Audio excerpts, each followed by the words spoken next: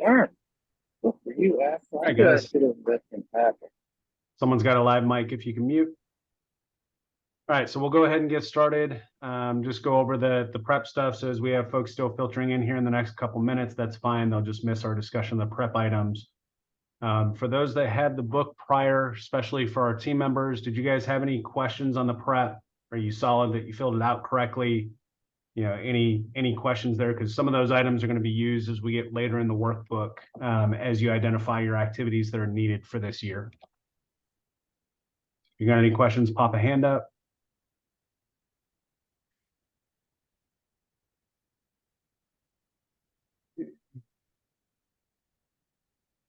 Okay. Everyone looks to be good. Feel free to come off mute if I'm not seeing your hand for some reason. All right. So again, those items are going to be helpful, I think, as we go throughout the book. Also, I think it's really important, you know, as you're running your business, you know, as with everything in life, right? Understanding where you're currently at, where you want to go, what your gaps are, and then you can start analyzing how to get there, right? So especially with the way the market's been and everything else, I think it's very important that people understand, you know, what their actual income level needs are. Sonia, you have a hot mic if you can mute it, or I'll try muting for you. All right. But I think it's important for you to understand what your actual survival needs are, if you will, right, for your income. That's, you know, one barometer that you're going to go after as far as, you know, the thresholds go. You know, from there, you can start looking at your stretch goals, right? Let's see. Allison, you asked how to get a book. Can you drop your email in here? I'll have Tasha or myself will email it to you really quick. All right. So yeah, so I think it's really important to understand where you're currently at, what your needs are, what those survival needs are for you to be able to stay in the business. As we all know, it's about an 87% failure rate within real estate. And we want all of you to avoid that, obviously, right? Dan, you should have it already. If you don't, Tasha can resend as well. So Tasha, if you can just send that out to them. Let's see. All right, so hopefully everyone did the prep work. I did only have, I think, 8 submissions on it. So again, as a reminder for the team, for those that stay on to the very end that are team members, we will be doing a raffle at the end for a prize. The requirements for that were attend this entire session and submit your prep work prior to starting the session. So those that got their stuff in qualify. Those that didn't, you know, you'll have a chance in the future when we do these or other activities, but you won't be qualified for this one. All right, so as we go into it, who found, just real quick, who found, you know, some surprising data within perhaps their performance this last year that they weren't expecting? Anyone? What do you mean surprising data? So as you went through it, I know a lot of times we all get caught up in the business, right? And it's fire to fire, as you know, Janetta, right? We're Right. firefighters, really.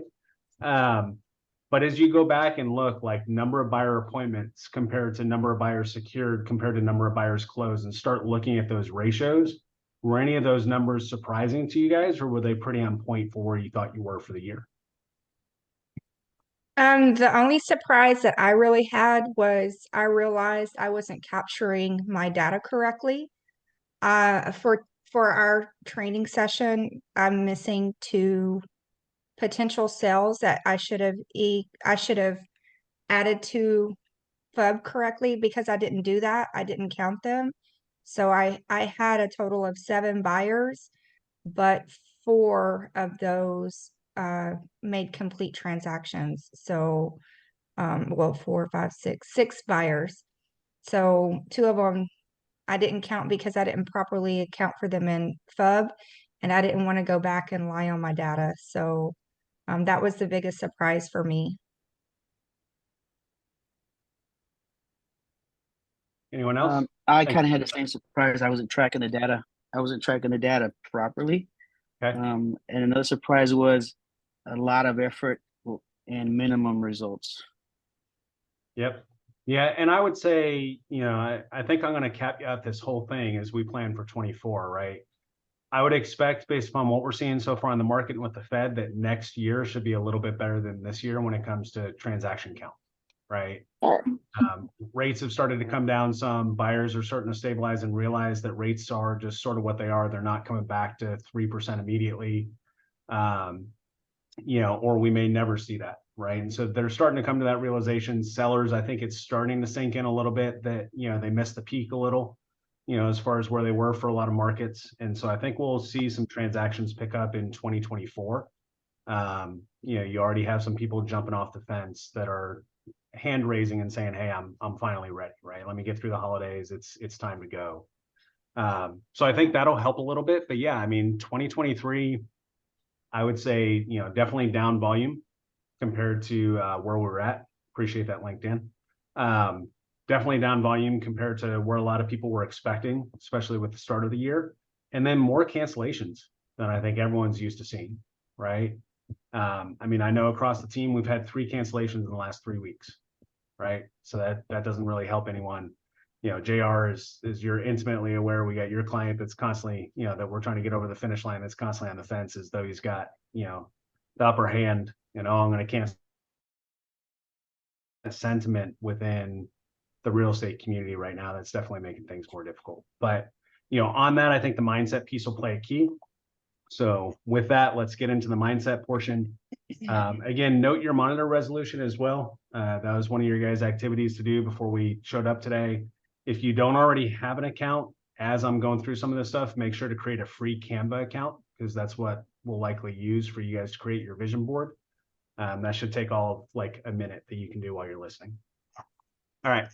So we're going to head right into it. So mindset, for those that are on the team and around us a lot, that to me, this is probably one of the most important things that you have either working for you or working against you in your business, right? Depending upon what your attitude and your approach is. I know mindset and visualization has been key for us to reach the goals that we've reached and hit certain financial milestones and freedom for our family and all that type of stuff.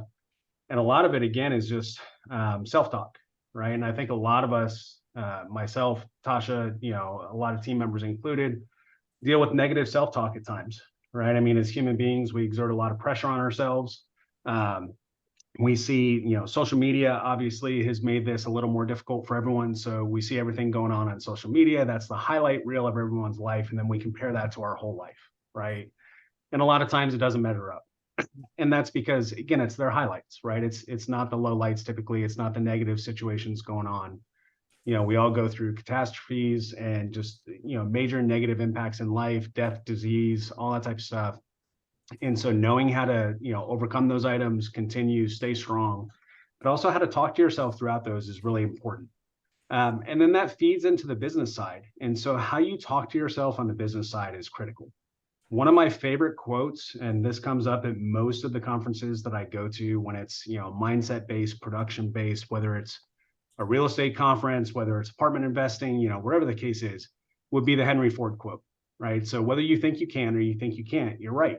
Whatever you tell yourself is what your mind and your body is going to strive towards, right? And so back in the day when they were creating the Fords, they had massive failures over and over and over again. And so he challenged the engineers that were designing the engine, to create something obviously that had never been created before. So if you think about that, that requires a mindset and a belief of, hey, we can do something that no one else has ever done in the history of the world, right? So you have to truly believe in yourself to keep on that mission. So that one's really important. The next one I think is important is we go and we look to balance our lives. And I would say, most of us, I think, got into real estate, because you want to keep serving people.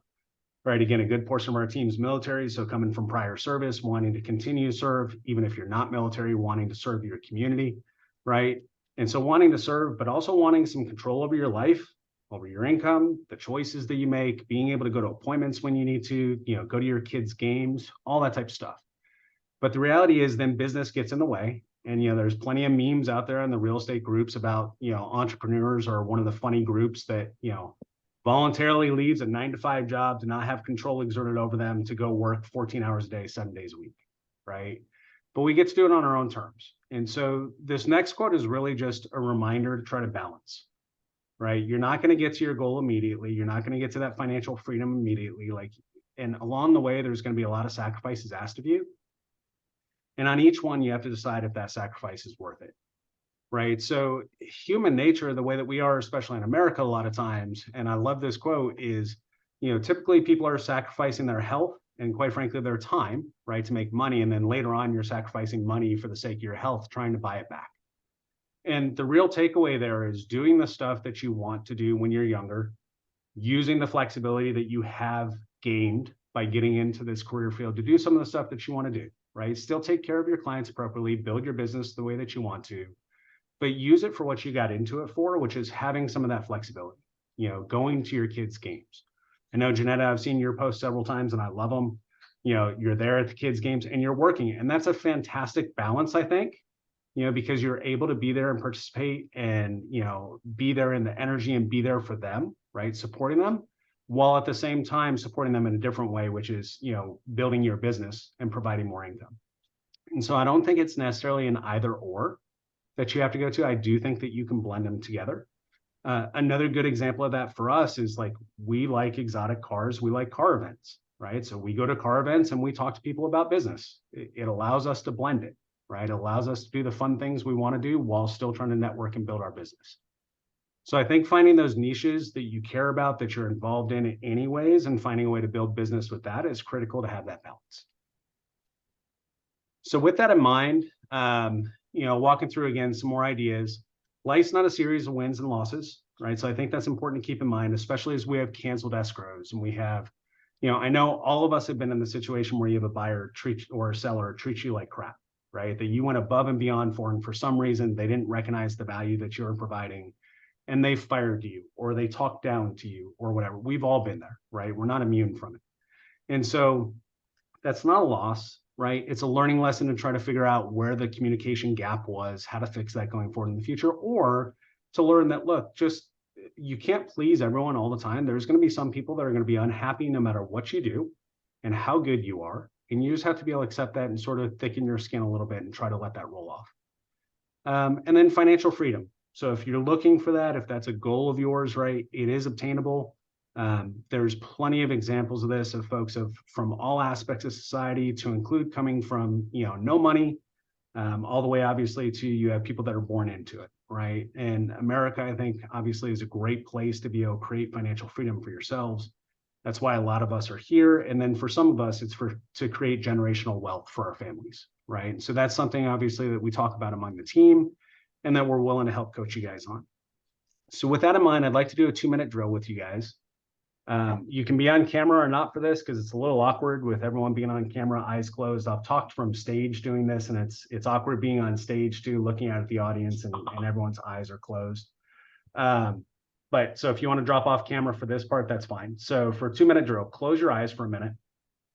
And I want you guys to remove, and I know this is tough, but remove all negative thoughts and limitations that you've placed upon yourself. Right? Don't think about what you've been able to do or not able to do this last year, what you think you might be able to do. Remove all of that, right? The human mind, we place a lot of limitations on ourselves that don't necessarily exist. And then again, with that being how we talk to ourselves, those limitations actually come to fruition, right? So remove those. Recognize that anything is possible for you in life. Any goal that you have, you can achieve. And I want you to imagine that you're achieving your goals and you're living your ideal life in your ideal day. Now think about in that day, what you would like to do throughout the day. Who do you want to spend the time with? Are you waking up, going to breakfast with friends and family? Are you working out in the morning? Are you worshiping with those that have the same faith belief as you? Are you out at a tropical island? What are you doing throughout the various times of the day? So morning, as you transition from the morning, who are you around? And then what are you doing in the afternoon? And as we transition to nighttime, what's your ideal night? What's that look like? Who's with you? What activities are you doing? Where are you at? Who would you like to be with you throughout all these activities that perhaps you want to pursue a closer relationship with? And what's the ideal lifestyle that you want? So as you propagate this out to more than just a day, and you transition it to a week and then a month and a year, what does that look like for you? What's that ideal life that you're building towards? Why are you doing all the activities that you're doing on a daily basis? The hustle, the grind, the struggles. What's the ultimate end goal for you? And if you could have your choice in life, what would that look like? All right, now open your eyes and take about 45 seconds and document that either in your workbook or on a note page next to it. Because I think it's really important for you to understand what your ideal day would be if you didn't have limitations, what you're building towards, why you're going through the struggles in life and in business that you're going through, and what you're trying to create.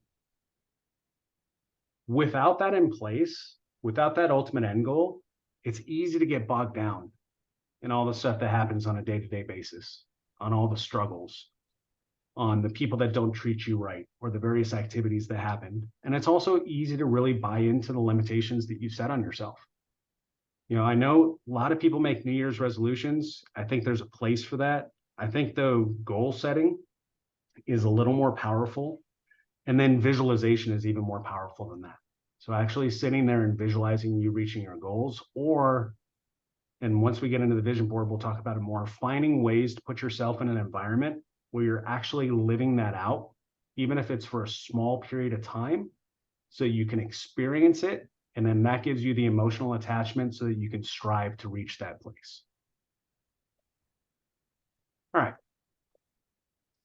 So with that item being done, I think it's important to walk through what's in our control and what's out of our control, right? Because this is something that I think we all struggle with at various points in time. It impacts all of us differently. And so I've got the graphic here for it. Really, you know, from how I see it, what's in your control is your thoughts and your actions. And you'll see a central theme here as you start walking through this. So your thoughts and your actions, how you speak to yourself, how you spend your free time, what you give energy to, the goals you set, how you handle challenges, and your boundaries. Can anyone guess the common theme here? What's the common word in all those? Just throw it out there. Me. Yeah. So, you know, those of us in a relationship especially, right? You realize really quickly, you can only control you, right? Like, you can ask your spouse to do certain things. You can say, hey, this bothers me, or hey, I'd really like it if you do this, but you don't really have control of another human being, not unless you're forcing them to go against their will, right? So what you can control is yourself. What you can't control, and this is a tough part in this business, again, is the actions of others. The past that you went through, especially if you had a bad childhood, which I personally did as well. You can't impact that now. It's done and gone. And when you were a kid, you couldn't really impact it either because you didn't have the power, right? The opinions of others. What happens around you, so your surroundings, because again, that's trying to control other people. The outcome of your efforts, and this one's critically important as we start talking about business planning, because we're going to get into your activities and your desired outcome. But you have to understand and disconnect, and this is a major Cheplack theme if you guys follow Cheplack at all, which I love Chep for his coaching, right? Connect to the process, connect to your activities, connect to your inputs, disconnect from the outputs. You'll never be able to control the outputs. That's another human being at the other end that gets to make a decision that you have no control of, right? You can't control the future. You can't control how others take care of themselves. And you definitely can't control what other people think about you, right? So the minute you start realizing that and letting go of that, I think that's very freeing. I know it's very tough to do just on an emotional and self-talk perspective. I know it's very tough to do, but stop allowing people to live rent-free in your head. In our society, unfortunately, we care too much about what others think, how they feel about us, than we do about how we feel about ourselves, how we make our family members feel, and how we're living our lives, right? And you can never control that. And again, we spend a lot of time comparing ourselves to other people's highlight reels. So I want to try to get away from that. Now, the final piece on this is, you know, again, you can't control the outcome, but you can control the inputs. So one thing I want everyone to buy into, especially those on the team for this next year, you have to buy into the fact that you can't be upset by failing to get the results if you didn't do the work. We're here to support you guys. We're here to facilitate. We're here to help you build the business of your dreams and the life of your dreams, whatever that may be. But we can't put in the work for you, right? You have to do that. And so if you're not putting in the work, which is where our accountability channel's for, that we have on Slack, right? And I'd love to see more people on our accountability channel. I think we have about 7 regulars every week out of a 25-person team. We're at about a third. That's not horrible, but I'd really like to see everyone on there so I can help hold you guys accountable and help you reach your goals. As you guys have seen so far, I don't scream at anyone. I'm not yelling at you guys, right? Dan, that channel is on our team Slack channel, so that'll be available to you if you decide to move forward with joining the team. So I don't yell at you guys, obviously. I try to motivate, from a place of helping you reach your goals and motivate from a goal of happiness, not from, fear, right? But at the same time, I have asked you guys, and it is in this workbook as well, how do you want your feedback? And for those that have said they want it hot, you're going to get it hot. If I think you guys are screwing up or you're not putting in the work, I'm going to tell you, because that's what you've asked me to do. That's what you've given me permission to do, right? And that's what I'm here for. All right. So power of believing in yourself. Show of hands. Who know if you didn't know it before the workbook, don't count it as knowing it. But who knew of this story before reading it in the workbook, if you guys read this far? Ethan, I see you shaking your head no. Any hands? Or dropping the channel yes if you knew it. So far, I'm not seeing anything. All right, so maybe nobody.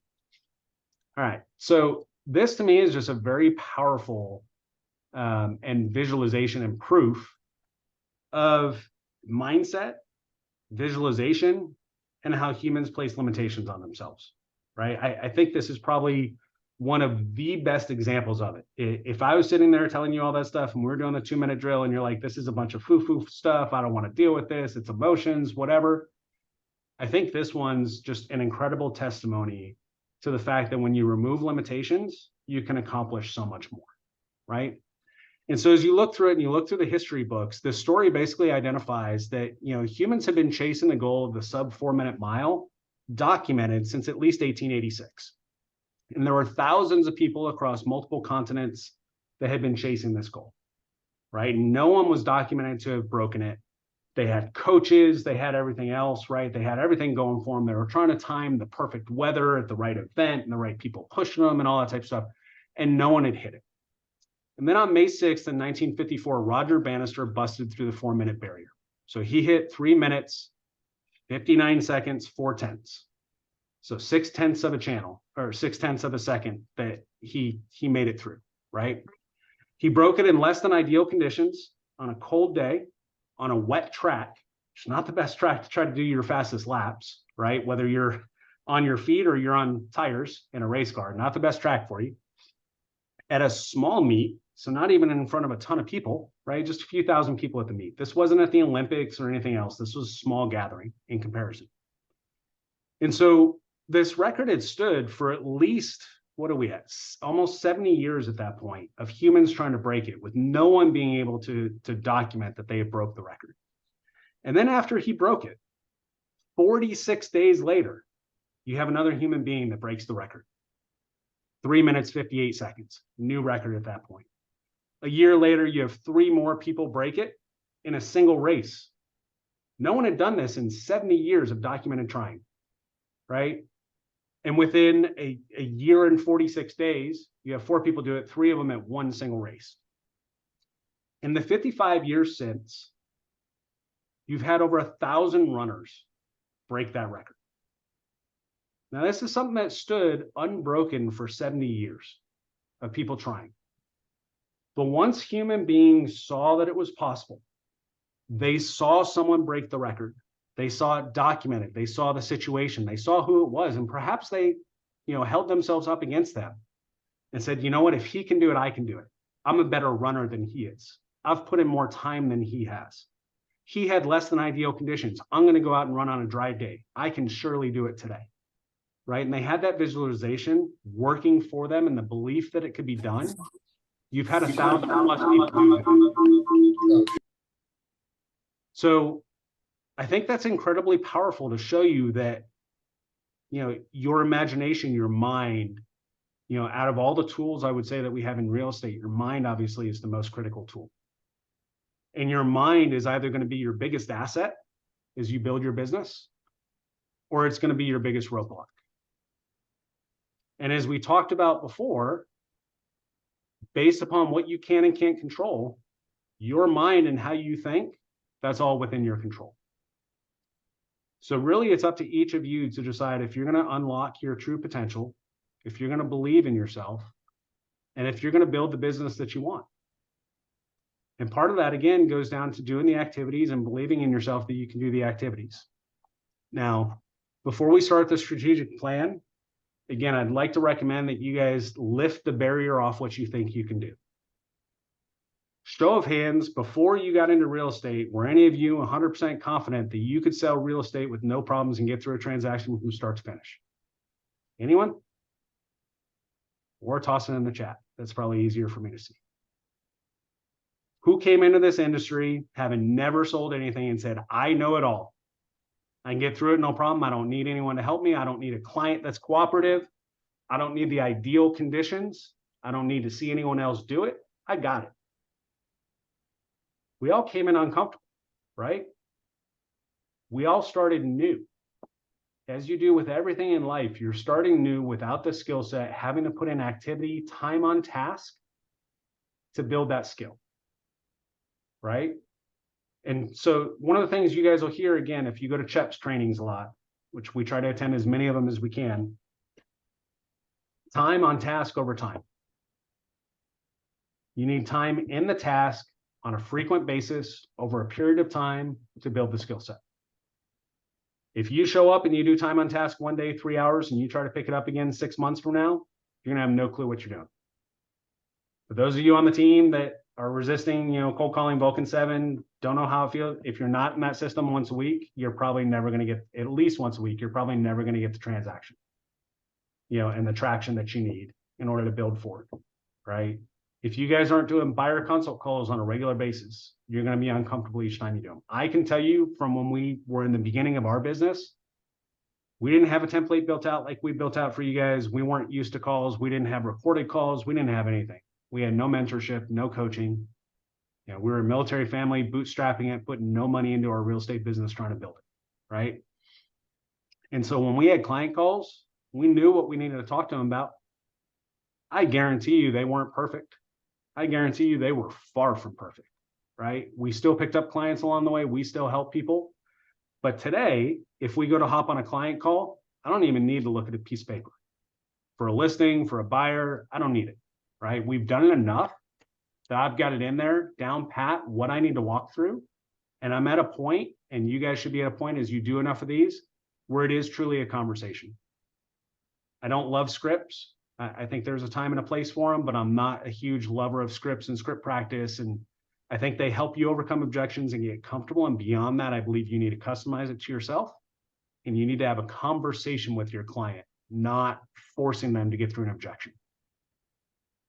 Show of yeses in the chat. How many of y'all have been, someone's tried to sell you in the last 4 weeks? You've gotten calls on the phone, they're trying to sell you something, and they don't listen when you say you're not interested. Cool. Pretty much everyone. Yep, our health insurance. So does that make you want to buy the product when they don't listen? They're like, but sir, if you just listen, we got a special today. I can sell you on this thing that you don't want. If you will just please sign up with me and give me your credit card in the next 20 seconds. By the way, I just started talking to you and I have no clue what business you do or what your goals are. And I don't care about you, but I just want your money. That type of person you want to do business with? No. So what we pride ourselves on within our company, yeah, Zillow, exactly. What we pride ourselves within our company, as you guys know on the team, right, is turning transactions into lifelong relationships. And the only way that you do that is truly caring about the people that you're helping, truly buying into the vision, truly buying into the mission of the team and of you as your business and how you're going to support them. And when the clients say, no, I'm not interested, understanding it's a no for now and supporting them. You don't have to push them into a deal. That's not your role. Your role is to support, give them the information, tell them about the market, tell them about interest rates, tell them about inventory, all those things, and allow them to make a decision that you help support them with, right? All right, so with that, I want to step into the strategic plan.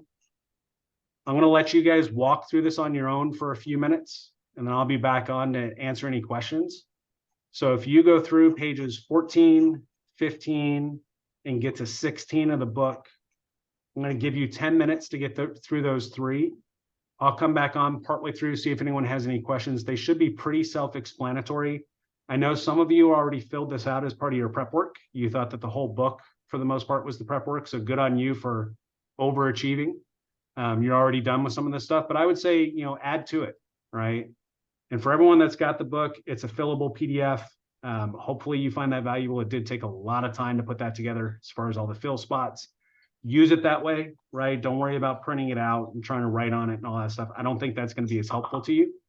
The other advantage that you guys have and that I would like to offer is, with it being a fillable PDF, just like you did submitting your prep work to qualify for the drawing, right?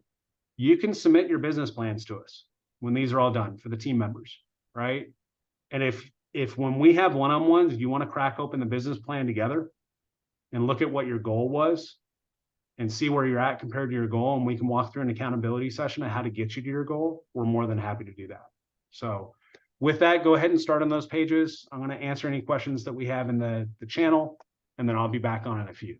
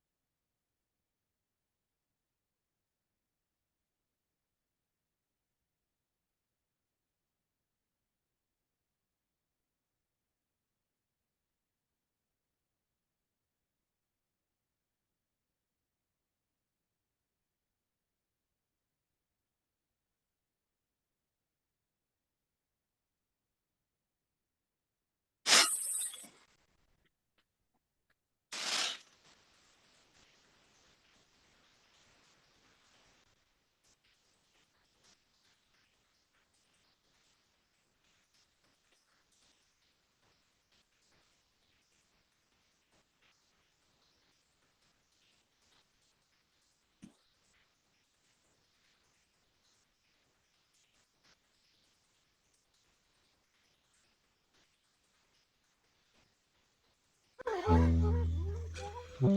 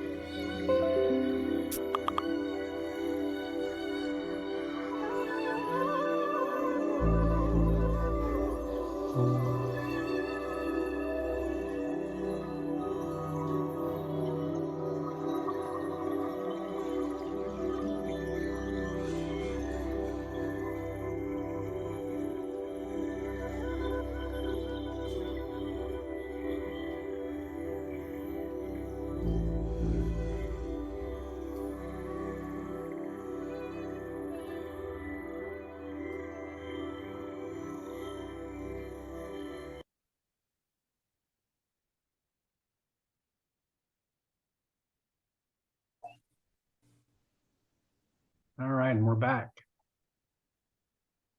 Okay, I'd like to ask for 2 people to share any 2 questions that they want from their strategic plan. I'll go.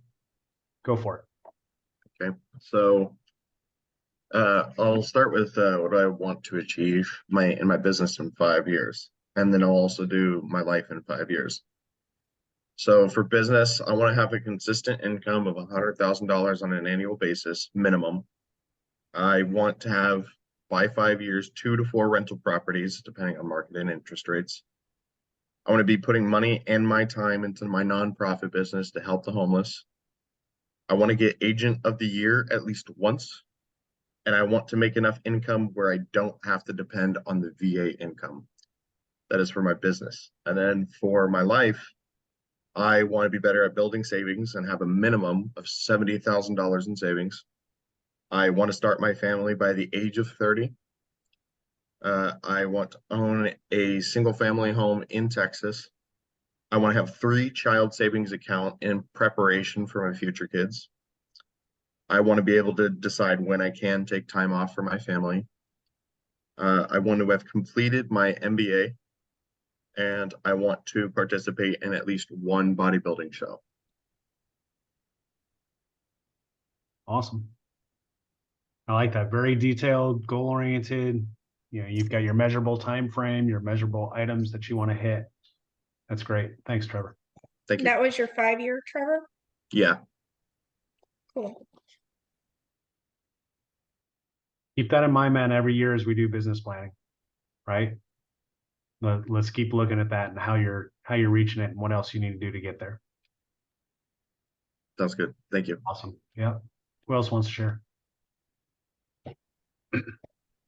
I can share if no one else is going to. Go for it. For my 5-year, I want to purchase my own home so my kids could have a bigger yard. It doesn't have to be my forever home. It just needs to be my home because, you know, I don't have a home. I just rent. Long story, right? But yeah, I want to have a bigger home, purchase my home, have a bigger SUV. The SUV I have is just too small. Go on more vacations. take my daughter on a gluten-free cruise. They have a celiac cruise. It's very expensive, but it's worth it from what I understand. I want to be able to give back to the community a percentage of my revenue. I really don't know what that is yet, but that's on my 5-year plan. I want to be able to have a steady stream of residual income with having a downline for my business, and have VAs, virtual assistants in place to help me with all my social media content, and creating a KCM page or platform for myself. That's my 5-year plan. Awesome. That sounds great. Same thing for you, Janetta. Each year, let's look at that as we go throughout the year. Let's look at it, right? See how you're getting there, how we can support. I created a book for my business plan. So when I do the business plan, it goes into that book and I look at it from last year to this year. Good. Awesome. If you could type in the chat, I'm just curious because Janetta mentioned something Trevor didn't have. I'm curious, how many of you have any form of agent attraction at all within your strategic plan that we should be focusing on supporting for you guys? And if you don't, that's fine. All right, but I just want to see the numbers because I know not everyone at our company obviously is looking to bring on agents. Some are, some aren't. Both answers are fine.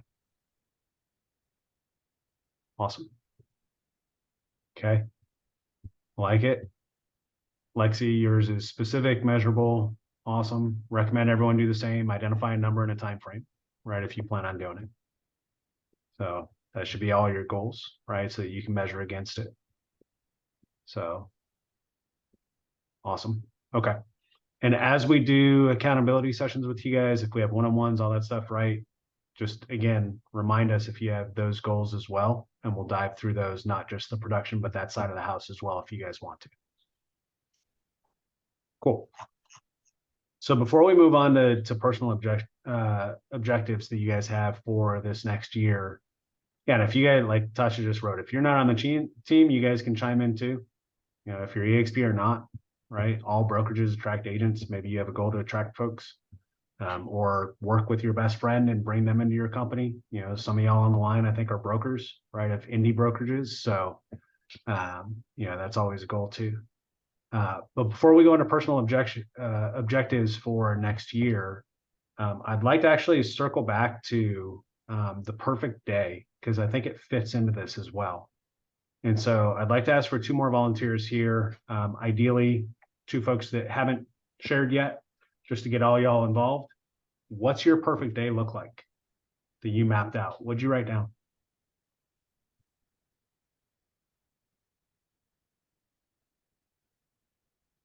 Anyone? I just laughed out loud because I said there's no perfect day. All right, what's your ideal day? Maybe that's a better way to say it. Anyone want to share? Guys, what I will say is I've been in a lot of conferences. I know sharing this stuff can be uncomfortable. I will also say that those that have shared their goals and that share their ideal day, you're more likely to achieve it, both because you've publicly proclaimed it and you now have people around you supporting you because they know what your goals are. So for me, I guess my ideal would be where I'm not worried about tomorrow. You know, like I'm a fireman, so tomorrow I got to go on shift, which means for 24 hours I'm away from my family. 24 hours I'm missing out on things. 24 hours something bad could happen. While I enjoy my job, the reason why I kind of got into this industry and career is to leverage money for time. And I'm really hoping that, you know, from the stuff I just wrote down for this 5-year, even this 1 year, is to rapidly accelerate this ability of getting that chance to leverage that money for time. Awesome. So stop trading time for money every single day, right? And stop being away from family 20. And I know, Dan, you know, you and I just talked, you're a veteran yourself as well. So having gone through that and being away from family for that too, you know, we all go through it for various aspects. Military especially has gone through a lot of away from family time, right? Due to needs of the government. So I think that's a very valuable goal for sure, and something that real estate can help you achieve. So that's awesome. Who else? One more, and then we'll move on.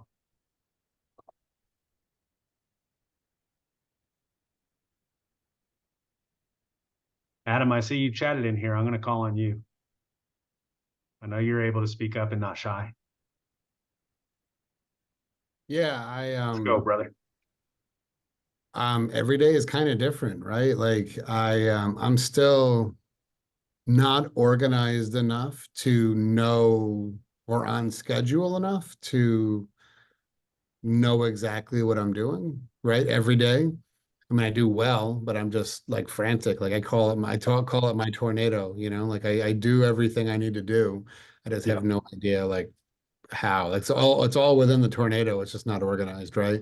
Really, like I was just talking about, like if I can get a couple of solid hard work hours in today and knock stuff out to feel like I move the needle. And like I said, so that tomorrow I don't feel today's shadow, you know, like so I'm not like constantly running from work. I mean, I don't know. I still just feel so, I mean, 10 years into this, I just feel so and successful, but I just feel so jumbled, you know? Yeah. That's why I like these things. And for context, man, because I know you're on a lot of the various calls, and I know you're a fellow giver. Yeah. What was your max production that you've had so far in that 10-year career, so that people have that context of someone that's still feeling not scheduled, not time blocked, little disheveled day to day sometimes? What was your max production I did over 1 million in 2022 in and this year GCI, in right? GCI. What was the volume? I don't know. I don't really, that's why I don't really pay attention to the numbers. Okay. I did Yeah. over 50 million because I got invited to that thing. Right. Okay. So for those that are new in the business, right, or that are climbing, you know, the whole when I get there, I'll XYZ, it's tough. Even when you get there at the various levels, A, you either want to achieve the next level, or B, you still don't have it all figured out. So, you know, we come together again as a group of givers, right, to collaborate and try to build each other up. But I know from talking to them, like Dan Beer, Kyle Whistle, that run great successful teams in San Diego that are business partners of ours, they've got a lot of stuff figured out and a lot of staff, but they don't have it all figured out. There's still stuff that goes wrong for them every single day. Yeah. Right. So Absolutely. appreciate you sharing, man. Thanks. Sorry I Awesome. wasn't clear. No, you're good. Cool. So next up, I'd like you guys to go through a personal objectives. Same type of thing that you did for your business. This is more for the various aspects of your life, right? So let's spend the next, let's say 5 minutes on this. If you can get through it, if not, we can extend that to 10. But I think this is important to understand what your goals are for this next year in all these different areas. You know, from a faith perspective, again, it's agnostic, right? So whatever faith you have or lack thereof is fine, right? Put whatever goals you want there. If you don't have any goals in that sector, that's fine too. This is just sort of a generic breakout of one's personal life, you know, and how you can bucket those goals. There's another exercise out there that we may do at a follow-on session that I really like, that we've done at, you know, boot camps for real estate and some other stuff, where it's a life wheel, right? And you get to rate your current rating from like 1 to 7, 1 being worst, 7 being best in each of these areas. And then identify which ones you want to focus on to sort of balance out your life. So feel free to do that as well if you want to do a quick rating on them. But spend the next several minutes walking through this, and then I'll ask a couple of people to share, and then we'll move on.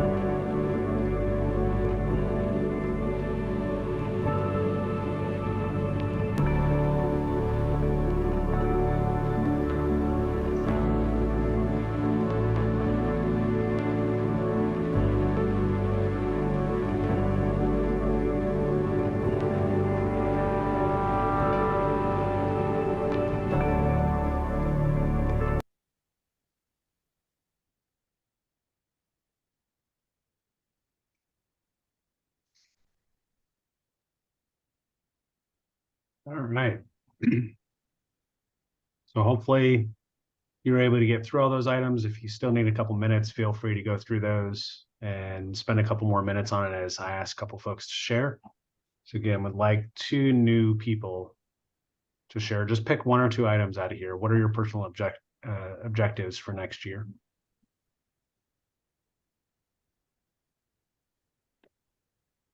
I'll go. So, Go for it. sorry. I'm not as So which one of us? Go ahead, Steven. Okay, thanks. Um, I'll share fun and finances. For fun, I want to maintain it, continue to have it with the family. 90% of why I'm going into this business is for my family, so that we can have flexibility. If we're not maintaining that, then I probably need to figure out something else to do.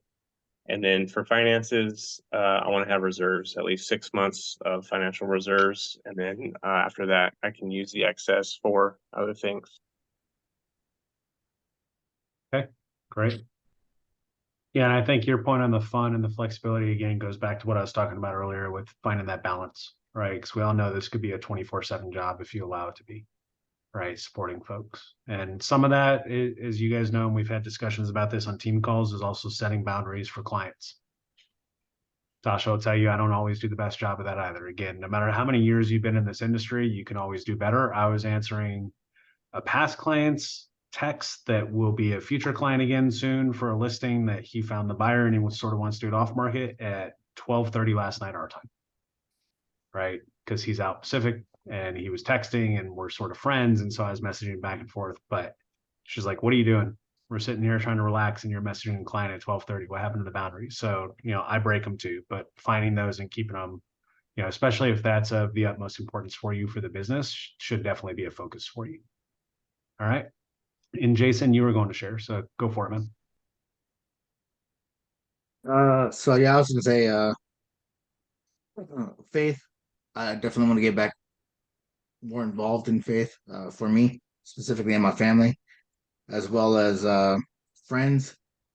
The other one I want to share with friends. Do more trips. I want to start taking my daughter out camping a little bit more.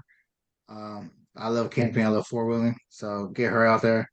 I think establishing good relationships, kind of like going along with what you're talking about.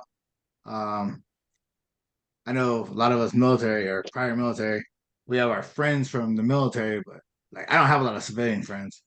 So I'm trying to establish those relationships. Besides business, actually friendships. Awesome.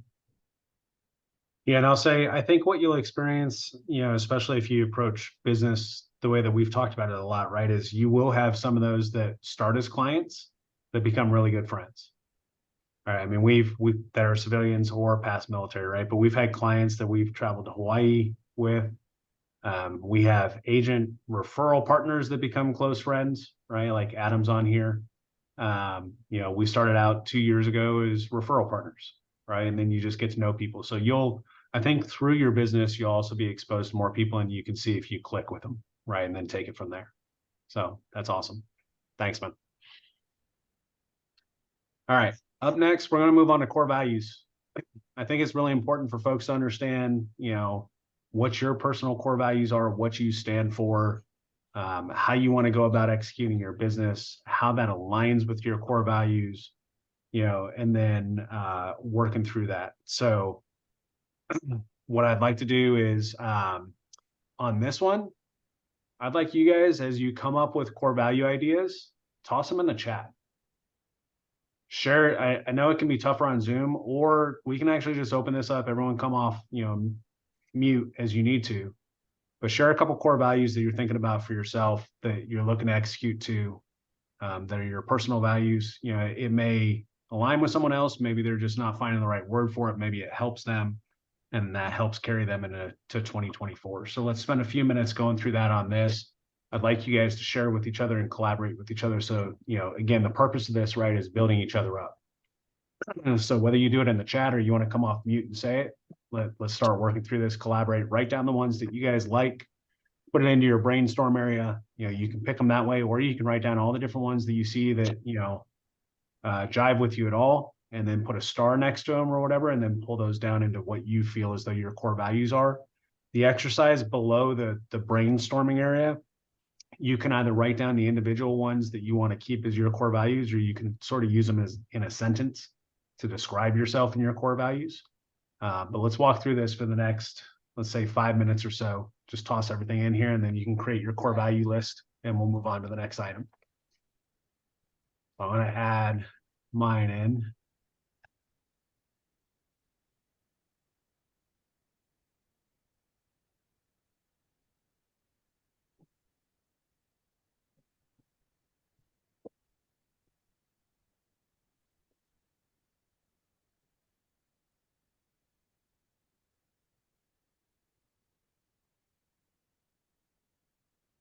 All right. I like a lot of the stuff I'm seeing so far. Keep it coming.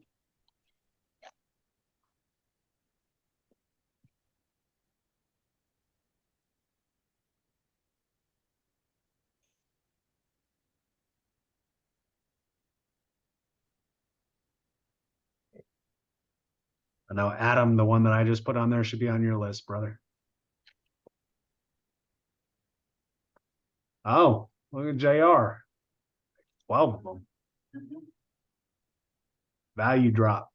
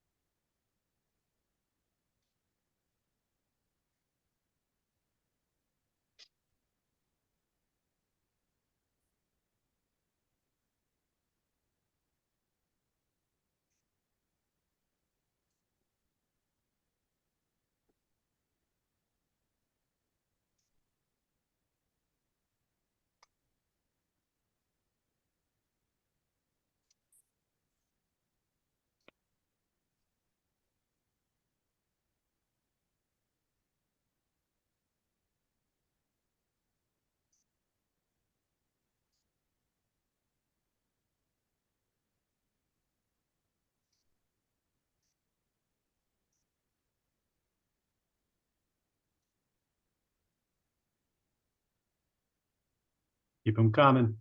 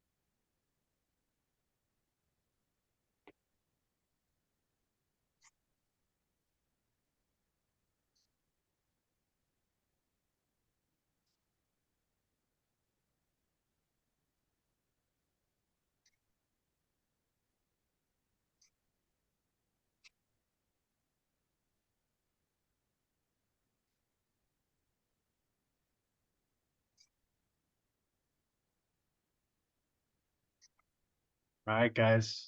Another minute. Get them in there.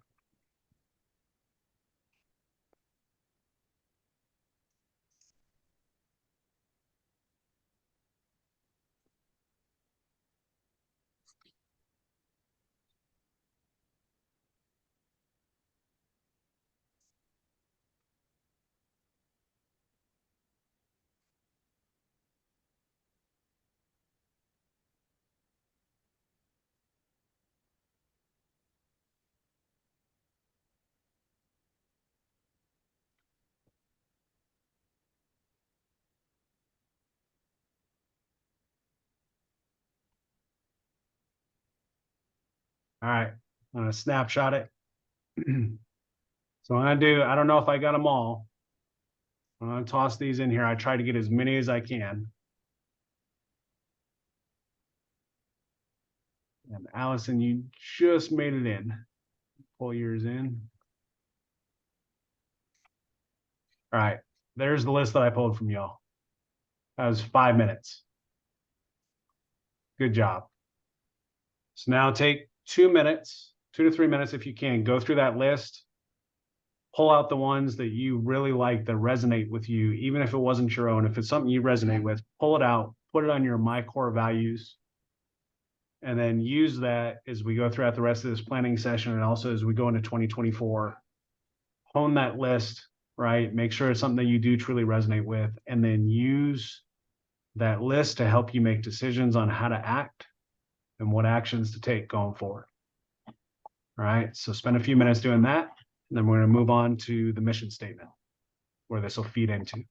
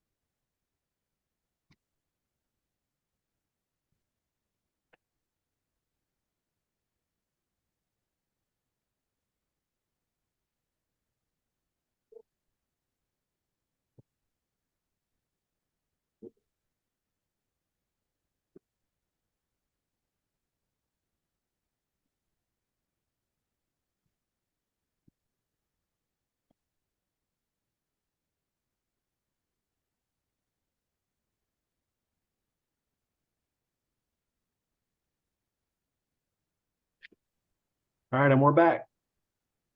So what I'd like to request that you guys do or recommend that you guys do is copy that list if you haven't already.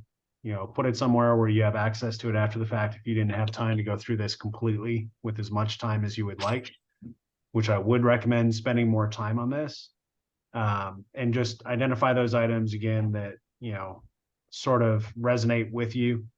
I think it's really important as we look to do self-improvement and as we look to try to build on things, make things better, reach our goals, everything else, you have to be able to do self-evaluation as well.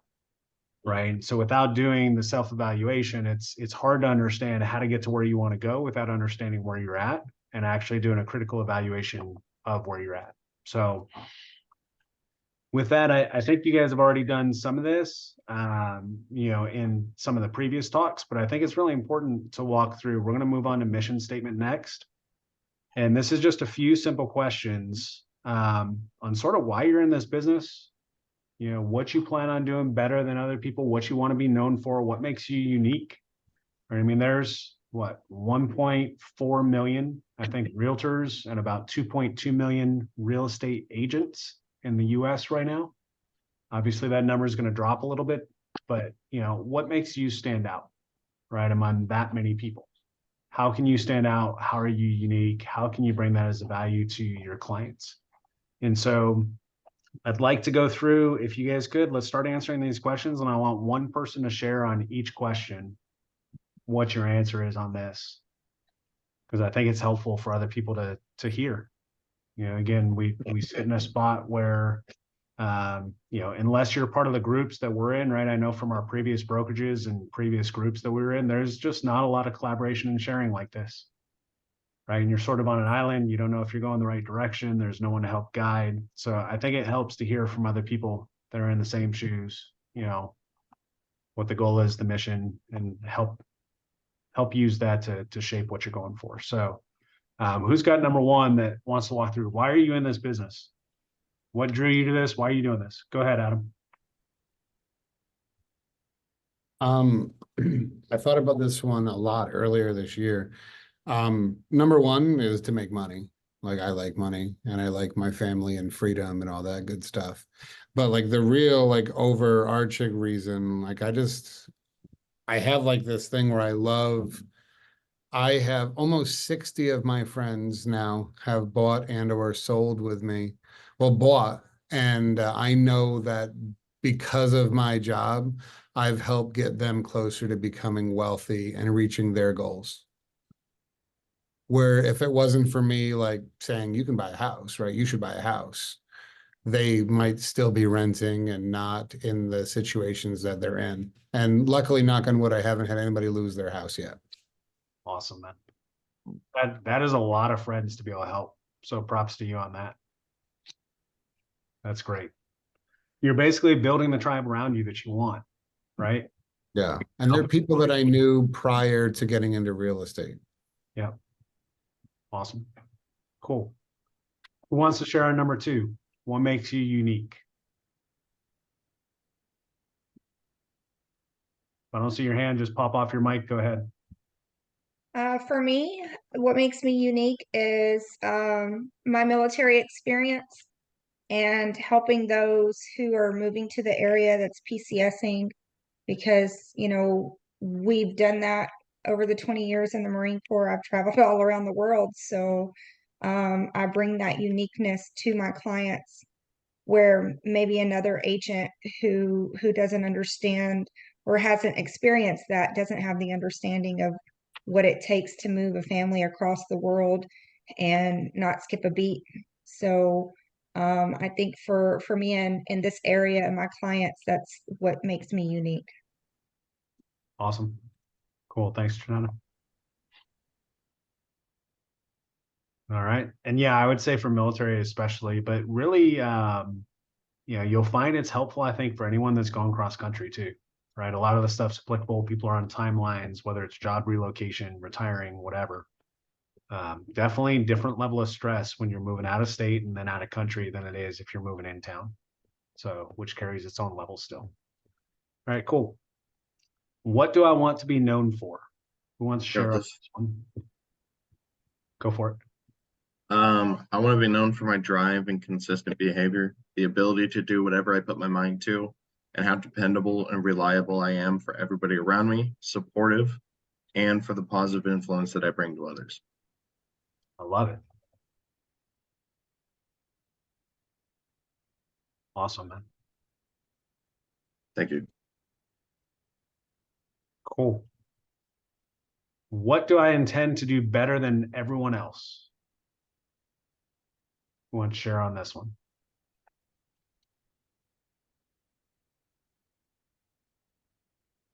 I can share on this one. Oh, I go, right? Yeah. Okay, I'm gonna try that now. Can everyone hear me? Yeah, that's better. Okay, great. So what I do better than everybody else is I have a more holistic approach for real estate, not for real estate, but more of financial planning. So I come in a background of my family owns a tile and granite store. We do renovation for a living. We have a store here in San Jose. And so I come to real estate with that background. And my wife is I'm married to a accountant as CPA. So whenever I talk to a client, so selling or buying would be the last thing. I also own rental property, so I have the rental knowledge there. I came from a commercial background for the first 3 years in real estate. So when I talk to a client, it's more of financial planning holistically. I also have my insurance license as well. So whatever avenue is best for the client, I push them that way, not for a sales, but best for their interest on the long run. I love it. And that's important, right? I don't know if you guys have had the conversations, and especially if your business isn't, where you want it to be at that point, but it can be tough and it can test, the core values that we listed out before, right? If you're in a spot and the client's like, hey, I don't know what to do. I mean, the general public perception of realtors, right, is they're always going to tell you to buy or sell. Always. Right. And so taking that different approach, can definitely, it's got their best interest in mind, obviously. It's a different way of doing it than a good portion of the agent population, probably. And it does, honestly, when you have that approach, like we've had clients be surprised by us telling them not to buy a house, a certain home in particular, right? Walk through the house and they're like, hey, I'm interested, maybe. We're like, this is what we saw. This is why we think maybe it's not the right fit for you. Like, wait a minute, you're a realtor. You're supposed to tell us to buy the house, right? So what you're saying, Tom, is, I would say would also go to maybe number 2, right? For you, goes to what makes me unique. So, and unique obviously doesn't mean different than everyone else in the world. There, obviously, I don't think any of us necessarily have qualities that are different than every other single person on the earth, but different than the norm, different than what's expected, etc. So, cool, man. Appreciate that. Love the approach. I do think that's helpful, and your clients benefit from that, I'm sure. So, all right, awesome. So last one that we have, what do you want to accomplish in your business? Who wants to go on this one? For that one, I want to accomplish financial freedom and help others create their wealth. Okay. Awesome. And I know right now we're running into it. We've got one, fun client. Sometimes you get into situations where you're trying to help the client do that, and they seem, for whatever reason, that they're trying to self-sabotage, right? And that can be tough too. And we've been there with other clients as well. So that's always a fun one. All right, cool. So take about 2 minutes if you can. Try writing at least a start to the mission piece. And I want to ask 2 people to share theirs, and then we'll move on.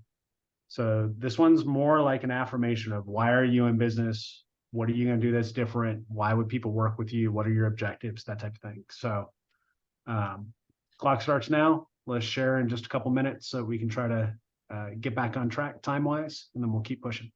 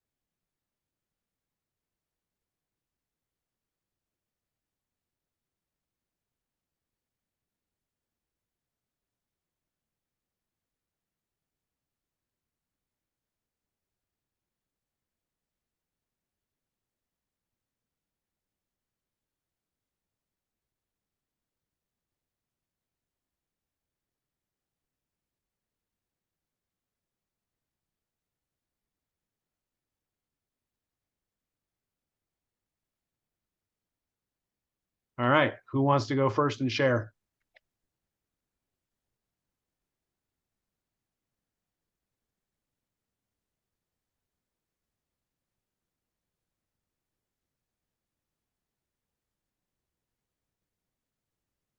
I don't want to pick anyone out. I'd rather have volunteers if possible. All right, go for it, Stephen.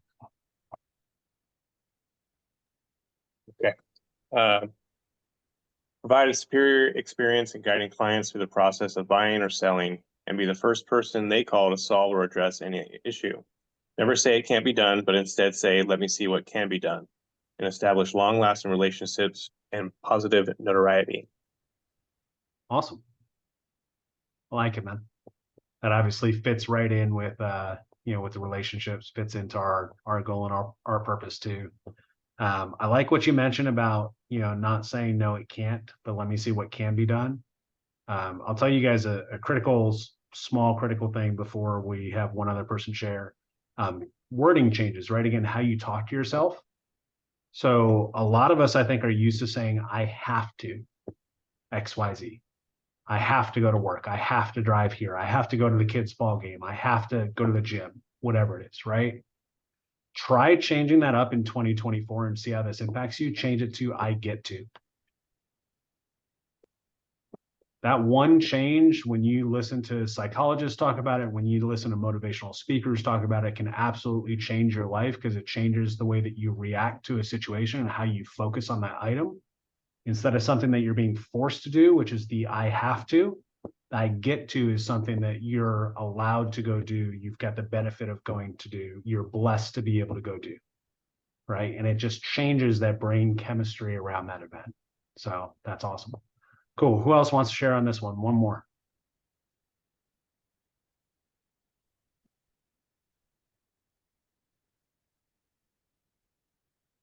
Don't be shy, guys.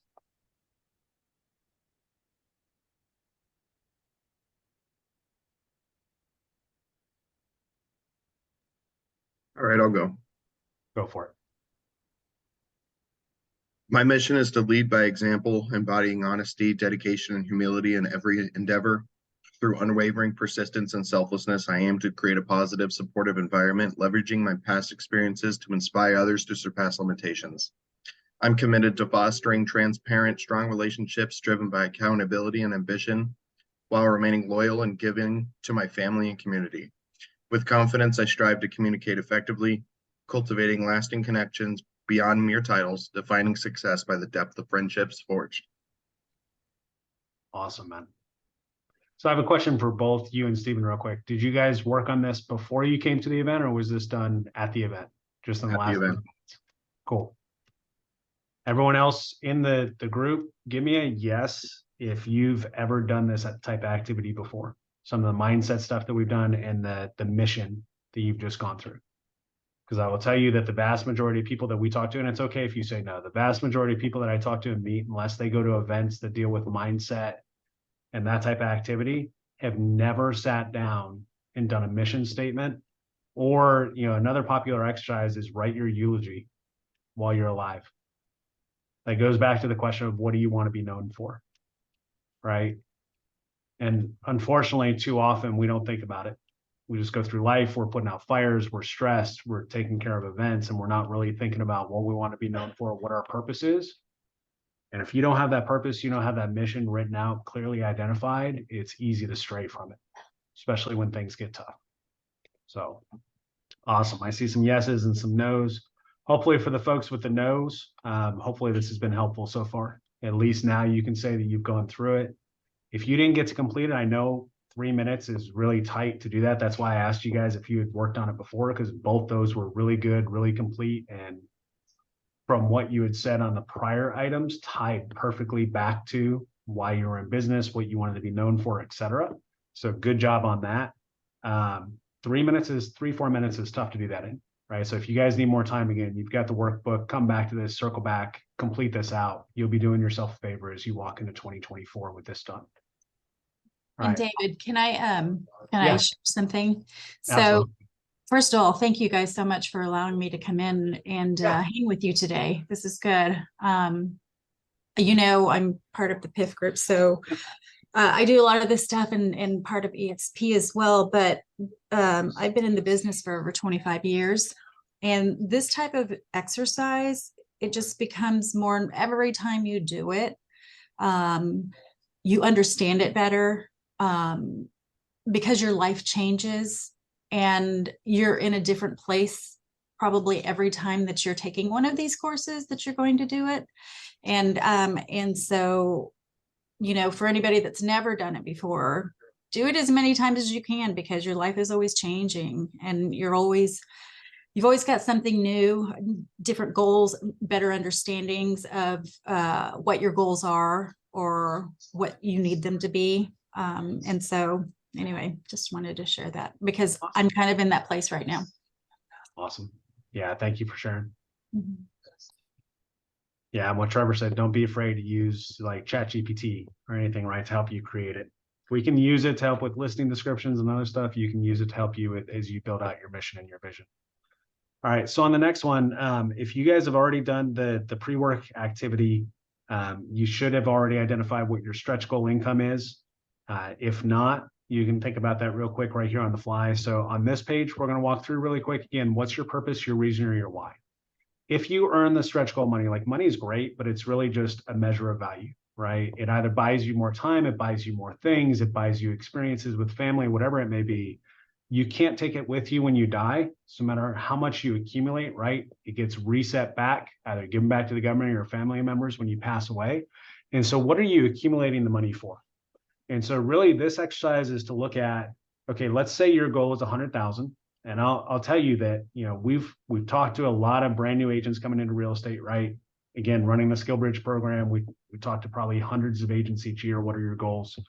100,000 is the common one, right? Everyone seems to think like the six-figure number for whatever reason is the barometer of success in America, right? Whether or not it's actually needed. Some folks live in, you know, much cheaper living areas, much cheaper communities, that type of thing, where you could probably get by on 40, 50,000 easily. But for whatever reason, 100,000 is success or not success. And I would say, break down that mentality because that's not true, right? You can be a very successful person at 60,000, 40,000, whatever the case may be. Maybe that's where you balance out and you're like, I've got enough. The rest of my time's going to family. But identify here what your stretch goal income is. And with that income, because keep in mind, you are trading time for money at this point, right? For the income. When we go through the 4 quadrants, right? You're working in that self-employed quadrant. So you are trading time for money. With that money, stretch income goal. Yeah. So if you go back to the beginning of the workbook, when you did the prep work, right, there was a survival number, meaning this is all my expected expenses for next year. This is my expected income, not including real estate. So here's my gap and how much I need to make in real estate. And then there's your stretch goal. So getting rid of the survival number, not just what do you need to survive, what amount of income do you want to make next year? What's your goal, right? So hopefully that answers the question, Trevor. So on this one, put down your stretch income goal. And then I want you to identify 7 things if you can, and this should only take about 2 minutes. We'll run through it, but identify 7 things that if you reach that goal, if you have that amount of money, what is that getting you? Because really there's got to be a purpose behind why you're striving to reach that amount of money. Otherwise, why are you doing it? It's just arbitrary. Is this getting you, you know, Janetta mentioned earlier, getting a larger SUV at some point, right? There's others that are looking for financial freedom for their family, or maybe it's more traveling, as was discussed earlier. So walk through this real quick. What are the 7 items, up to 7 items that money is going to get you if you reach your stretch goal? Because that's going to be what helps keep you on track next year when things get tough, right? This is the whole, hey, if I don't do X, I can't get Y, right? I can't get my stretch income goal. And if that's the larger SUV, whatever, would you rather have the larger SUV or, you know, and make the uncomfortable actions that you don't want to do, whether that's door knocking, cold calling, talking to your sphere, whatever it is? Or would you rather give that item up and not get outside your comfort zone? So again, 1 more minute as you're working through this, identify those items, then we'll move on.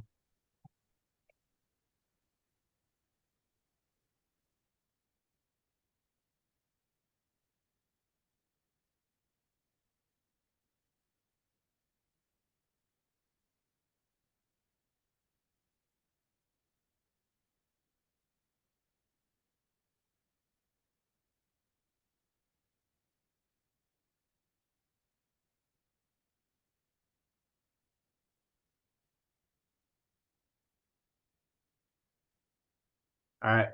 As everyone's finishing that out, I'd like to ask one person to share their stretch goal income and just pick a few items on your list that would allow you to either achieve, buy, do whatever next year. I got it. Go for it. All right, so my stretch income goal is just 60,000 next year, but I want to do three major things for that. One is putting it into my first rental property in Texas. I would be able to achieve a lot with just that. Two is put it into my first travel to Florida EXP Con, which will be my first EXP Con that I actually fully participate in, and international travel with a friend, since a friend and I are planning to go to Japan next year. And then three is have more in savings and emergency fund so for security, so that I can have a calm mind no matter what comes across me. Awesome. Cool. Thanks, man. And again, recommend focusing on that. Put that somewhere where you can see it, right? I would, when you're done with this, your vision or your business book should be something that you have accessible to you throughout the year. Don't just complete this with us as an exercise and then toss it in a drawer and never look at it again. If you do, all the value for you will be from whatever you take away from today, but nothing else, right? Really, it should be something you refer back to. And we're going to get to why on the next item. So real quick, type it in the chat. Before looking at this book, before walking through this today, how many of you guys have heard of RAS or reticular activating system? Yes or no in the chat.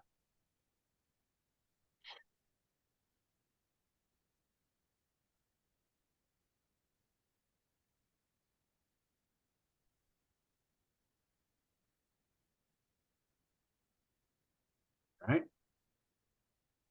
Yes, from Ninja Selling. Cool. All right.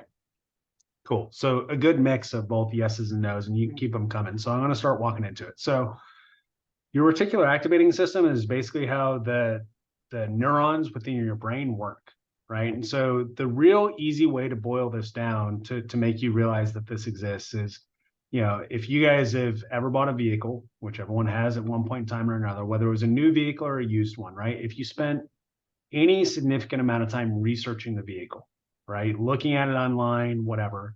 And then especially after you buy the vehicle and you have it and you're looking at it regularly, right? It is very common to go from, I never saw this vehicle anywhere. JR is shaking his head. I never saw this vehicle anywhere, right? To I see it all over the frickin' road. I didn't realize how many of these things existed out there, right? Specifically, hey, I bought a Toyota Corolla, it's red. Now you see a million red Toyota Corollas on the road, right? And what that is there's no more of that vehicle on the road than there were prior to you buying the car, right? The amount that's out there, the sample size, everything else is pretty much the same. But what's happening is your brain has now told itself, by you spending time looking at the item, it's told itself that it's important to you. And so what's going to happen is your brain sees it, because we see and take in so many data points throughout the day that you just can't consciously think about. There's so much going on in the subconscious with neurons firing and everything else that we're not actively aware of. But when you highlight something to your brain through your RAS that it's important to you, that now gets filtered to the top. And so you start seeing it everywhere, right? And this is why it's important to go through the business planning activities that we're doing today, the mission, vision, purpose, your whys, all those types of things, because it's, one of my sayings that I like is where focus goes, energy flows, right? And it does stem down to your brain and down to psychology and also to physiology and neurons. And so where you focus your activity, your time, your effort, your energy, right? That's where all your personal energy is going to go to, and that's what your brain's going to focus on. And so your RAS is used as a filter, essentially. Again, there's too much data coming in, right? So it's used as a filter. And I'm not going to go through all the items on here. I think it'd be good for you guys to go back and reference this, because it talks about applicability for how you would use this for your real estate clients. But it's important to understand that all of us, right, have a RAS that's active all the time. And so your clients are going through this too, right? When they go to buy a house, they've activated that portion in their brain. Now everything is going off, right? So you get people, especially if you've had an initial client consult call with a buyer, right? And you get to the end of the call, you've walked through a lot of stuff, you've fire hosed them with things. Like, do you have any questions? No, not right now. okay, cool. You know, we're here to help you, circle back, whatever. They start that process. They start looking at homes. They do a couple Google searches. Now they've keyed their brain into, this is important to me. I'm spending time and energy on this. Please show me more of this. And all of a sudden they circle back to you with 100 questions, right? Because now it's become important to them. Now the stuff's popping up. Now they're thinking about all the things constantly. They're thinking about stuff in the shower. They're texting you at midnight because a question popped in their mind, that type of thing. You're like, hey, a day ago we talked, you had no questions. Well, their brain's now keying on different things, right? So the same thing is going to be true as you go through showings, walkthroughs, all that type of stuff. Keep in mind that the same process that you went through when you bought the car, right? The color that was important or the features that were important, whatever, your client's got that going on as well. So while it may seem like an insignificant item to you, if your client mentions like, hey man, I don't want a kitchen with tile counters, right? We all know you can replace tile counters pretty cheap, right? Quartz, Corian, granite, whatever, a few $1,000s, you're done. Shouldn't necessarily pass over the home for that. But your client, if they've got it into their mind, I don't want that period, their brain's starting to focus, hey, this house has that, on to the next, right? So you either got to be able to walk them through that or understand that for them, that's a make or break, even if it doesn't make sense to you. And be able to move on from that and find them homes that don't have those items. So the RAS is critical in how you go about your business. It's also critical for your business success. Because again, whatever you spend time focusing on, you're going to tell your brain, these things are important to me, filter these in or filter these out. And that's what you're either going to see or not see and be able to take advantage of throughout the year. So again, I would read through this on your own time. You know, when you've got a few minutes, study up on it some more. It's really a real critical aspect of human behavior as well. And it does go back to what we talked about before. You have in your control, remember the image with the brain and what's in your control, what's out of your control. You do have within your control what you focus on, right? So you get to control where your energy goes and what your brain filters in or out. If you're focusing on drama all the time and the drama around you, guess what? More drama is going to find you, right? If you're focusing on peacefulness, stability, calm, quality friendships, that type of stuff, those things are going to find you as well, because that's what you're going to see all around you. So just something to keep in mind, you know, as you're going forward. All right. So next activity I want to walk you guys through, please type in the chat. Have you ever created a vision board? Yes or no?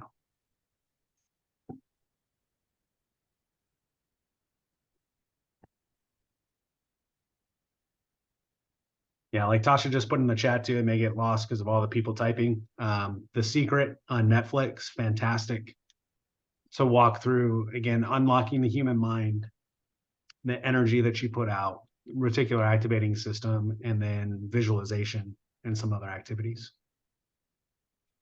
Cool, so we have some yeses, yes, a couple different times, yes every year, some no's, awesome. All right, yes, actually going to create a new one, yep. So I tend to put the year on each of mine that you'll see as an example on this PDF. Because I have to remind myself, hey, this one's old, because usually I get into January before I create the next one. And so if I don't remind myself of that, I could be 6 months into the year before I get to it. How many of you have created, and just type in yes if you've done it so we don't get flooded as much, but if you've done a vision board, how many of you have done them digital instead of doing the old physical ones? Okay, a few, cool. So this should be for those that have, this should be just, you know, redoing that exercise for you. For those that haven't, we're going to walk through really quick how to do that. This is something that I figured out how to do. Is there a site or app for digital vision boards? I don't know, Adam. That's a great question. If there's not, maybe I should create one or get with Trevor or someone else that wants to do some tech and create one. So I attended, this for me stemmed off of a boot camp that I went to. We did vision boards there. We talked about it. And from that, I decided to come back and create my own and do it digitally because the mentor that I had at the time, all his was like physical and a binder that he flipped through and cutting out ads. And to me, given the fact that we're in digital age, that was just a little too archaic for what I wanted to do. And also just wouldn't stay in front of me enough. The key piece on a vision board, again, with the RAS, right, is it has to be in front of you enough for you to see it, so that you can actually then filter on it, right? And so this goes for agent attraction for those that are doing that as well. If you don't have your wealth chart or, you know, whatever you're using for agent attraction in front of you on a regular basis, it's going to slip your mind and you're not going to focus on it, right? So whatever you have in front of you is what you focus on. So to do this, and what I've found that works best is, again, if you don't already have it, go create a free Canva account really quick. Because what we're going to do is we're going to walk through Canva. And so I want you guys to create that account, log into it. We're at least going to get you started on your vision board. You won't be able to complete the whole thing just due to time constraints, but we'll get started on it. And we're going to walk you through that. So log into your free Canva account. And then what you're going to do is you're going to create a blank canvas. And this is where your monitor resolution becomes important. You're going to create a blank canvas in Canva that's the exact pixel resolution as your monitor. Because what I want you guys to do, the two places that you look at typically as a human being the most throughout your life, once you're of an adult age and using digital products, is going to be the desktop on your computer or your laptop and the lock screen on your phone, right? And so what I recommend doing on this, and what I typically do on this, is I have a desktop version that's the full piece. And then I also have a mobile version that I use as a lock screen for my phone, or as I use as the desktop on my phone, if you will, so that as I'm scrolling through, I can see it. All right. So does everyone have their blank canvas created? Just put a yes or a no in there.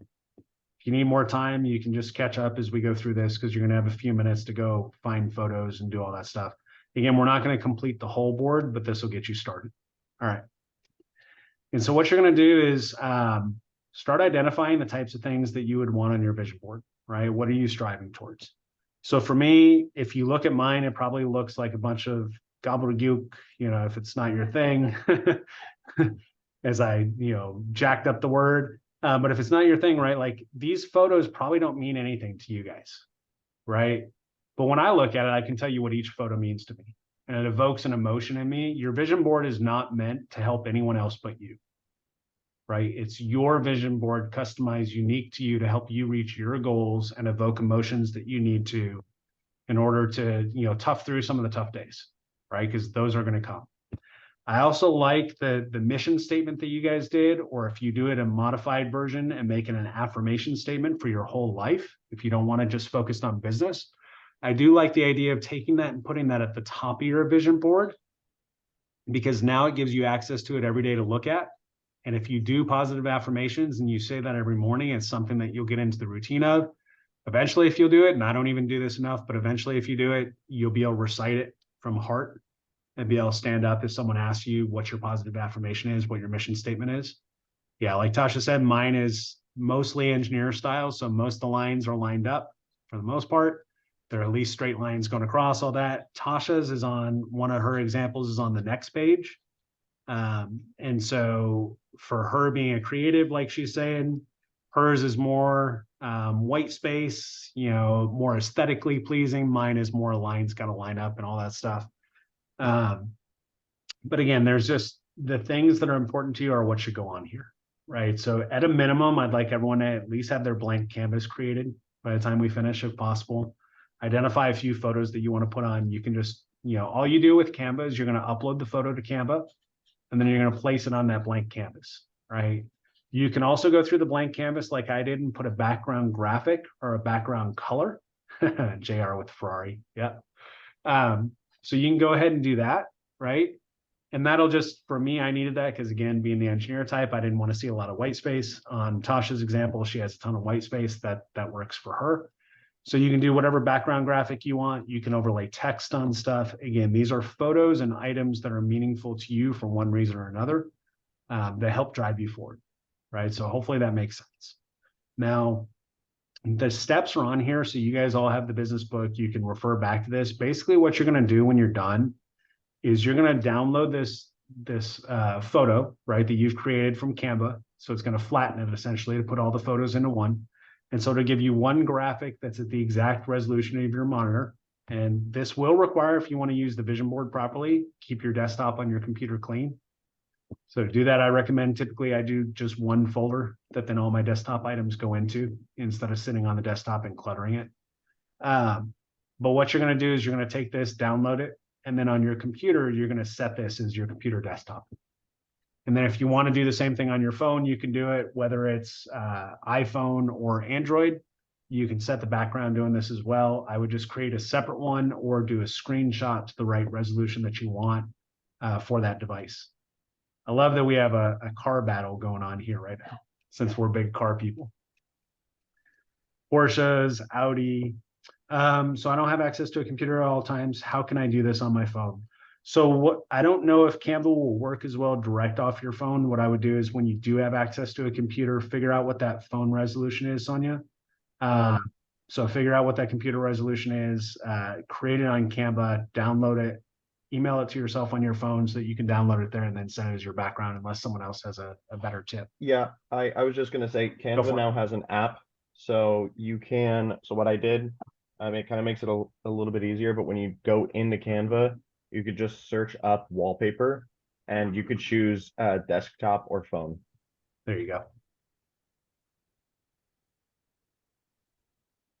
The real important thing on this, again, is just customizing it to yourself, getting photos on there that matter to you that will drive you forward, and having it be more than one photo, ideally. Right? This isn't meant to just be, you know, that one photo that's cute to look at. It's meant to be really a vision of multiple different aspects. So if you look at mine, I've got family on there. I've got Tasha and I traveling to Cabo in the hot tub at the Waldorf. I've got cars that we're interested in, boats from the boat club that we joined.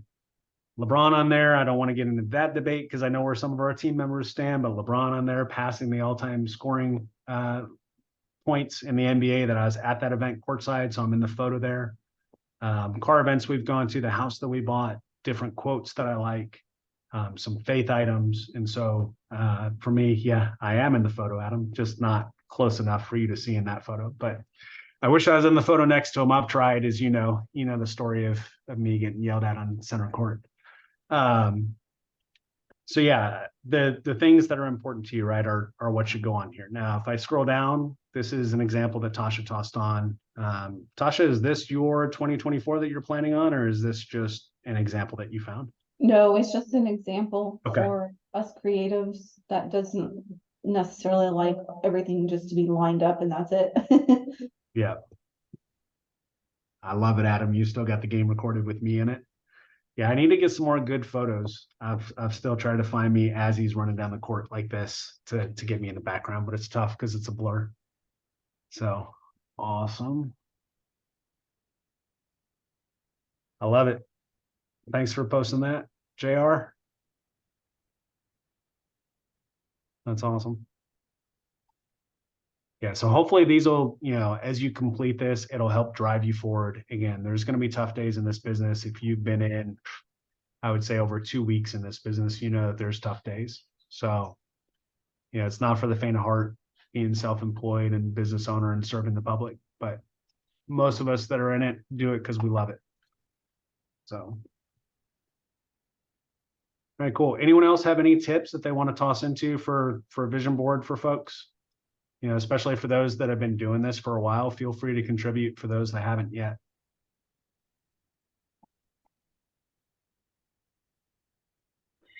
Yeah, David. I was just saying, if you guys don't have it, I just Google the pictures that I like, or just add your own from your photo album or whatever, and then you just use a collage. They're always free from the App Store. Yeah. And then you just collage all of your pictures together. Awesome. And that works, but it's limited to how many you can do, of course. Right. Does it let you do text overlay and stuff too, like what Tasha and I have done on ours, or is it just photos?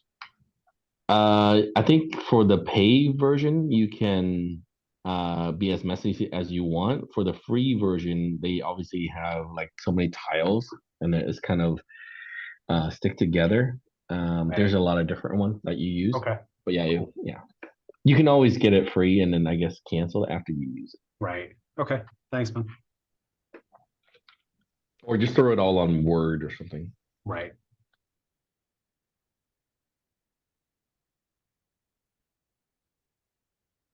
Yeah, like Tasha said, adding on the words or sayings that help motivate you. Those are definitely motivating to me as well. Another thing for people that don't know how to use Canva, if you pull up your template and you're on the blank canvas, you can go to design, search up vision board, and there are templates that you can use. Good. Thanks, Trevor. No problem.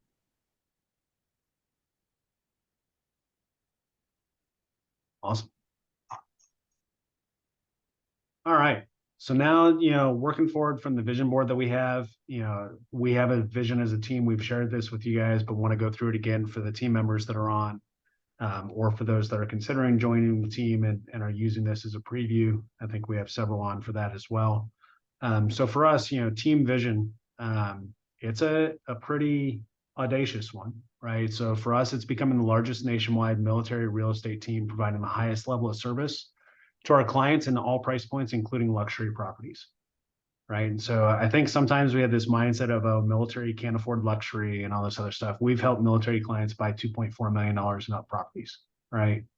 We know other people that are helping past military buy $10, $15 million properties. Just because they were military at one point doesn't mean they didn't necessarily get out, become a CEO of a company, and now worth 200 million bucks. So that's team vision. How it impacts you guys, as you guys know, we're always looking for qualified candidates that meet the team's core values and the way that we do business, right? Again, being relationship focused and not transaction focused. And so you're on the team for a reason, right? You meet those values. If you know of people that you think would be a good fit for the team, again, introduce us. Let's have a chat.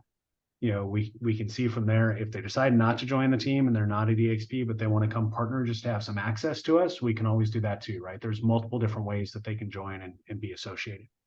The benefit for you on that is as we grow, right, you can possibly get your cap that's now at 8,000 with EXP if you're on the team, reduced down to 4,000, which is a difference from the 16,000 initial cap at EXP.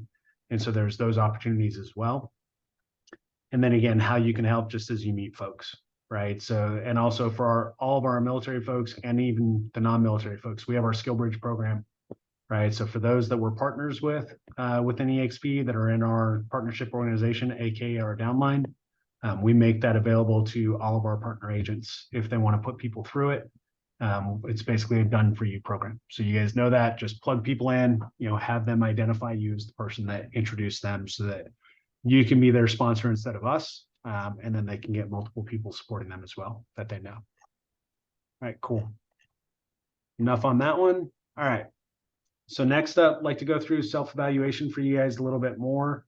And again, I think this is really important as you walk into 2024 so that you can identify what you need to work on. There's another section in here that we're going to work on as well.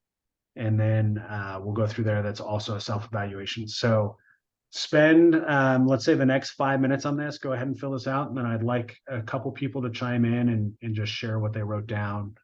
Again, it's okay to be vulnerable on some items too. This is how people identify what support you need and how they can help you.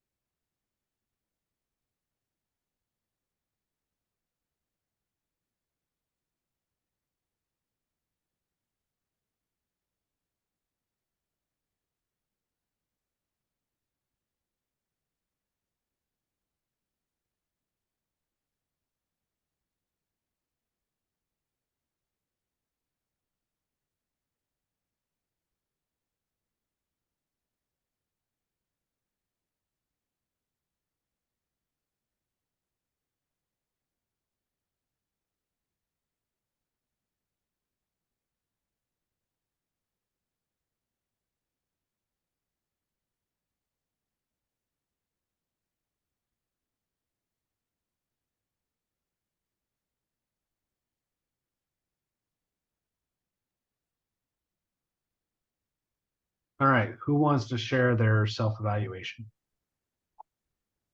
Who's going to volunteer? You can share all 8 if you want, or you can just share 1 or 2 from the I forum. only accomplished to do a part of it. I'm helping somebody out real quick, but I can share a few of them. Go ahead. Oh, okay, cool. So for number 1, I said my greatest strengths are consistent positivity, desire to help, and determined. I think that with my positivity, buyers and sellers can get worried depending on the market. And I think that remaining positive and calm can help them, make good educated decisions instead of fear. 2, goals. While I didn't achieve all my goals, I think that accountability helped a lot, especially learning how difficult the market is and how to be real estate agent was a good eye opener for me. Because of the goals, specifically time management failed, but overall my anxieties and worries led me to not do as nearly as much as I goaled for. And lastly, for the number 4, I need to do everything next year that makes me scared, worried, or in fear so that I can get over my hurdles of anxiety and start living in that comfortability of doing the unknown. I think that that'll be my biggest push to achieve my goals. Awesome. Thanks, Trevor. Jordana, you want to share? Yeah, hi everybody. Thank you for having me. Yeah. I can only share 1, 2, 3, 4 because the rest doesn't really apply to me. I'm not on a team. So number 1, self-discipline, determination, patience, diligence, and I always go the extra mile for my clients. Number 2, follow up with clients, nurture relationships are important. If I failed, actually, I did fail my goal, but that was because I took time out for myself after several losses in my family and my personal life, so as well as a health challenge. Number 4, it's just getting back to the basics and reaching out to my database and nurturing it. Awesome. And if you don't mind sharing, I know it's not necessarily with us, but did you have an answer for number 6? Is there something that could be done better? Because we're always looking at what type of support we provide to our people too. Well, I always look for classes, but, up-to-date classes that pertain to the market. But as well as I'm always curious about, how people do their taxes, for instance, if Realtor want to share that, if there's tax advice classes as well as investment classes. So, I mean, that's a little bit on a different level, I suppose. Sure. Yeah, I'll say, I think the team members can attest to this, but we do that stuff with them on the team. So I would say finding people that you can do that with is definitely helpful.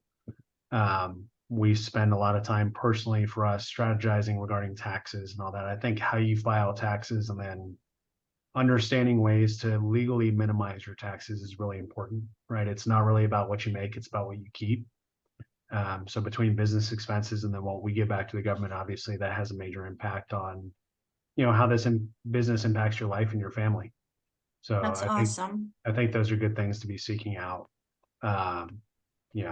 You can reach out to me if you want to chat just for a few minutes. We can chat maybe about a couple surface level items to think about, but and we always put this out there as an offer, even if folks aren't interested, but if you want like a 2-week access pass into our brokerage, see the type of training that's offered, let us know. We can get you that. I would say go to the website first, see if there's training that you want to see. Our website's public facing for all our training that we do. So, or all the corporate training that we do, I should say. It's just expcloud.com. All right. So if you ever look at that and you're like, hey, there's a class that I'd really like to check out, just see what it's about. Let us know. We can get you a pass into it.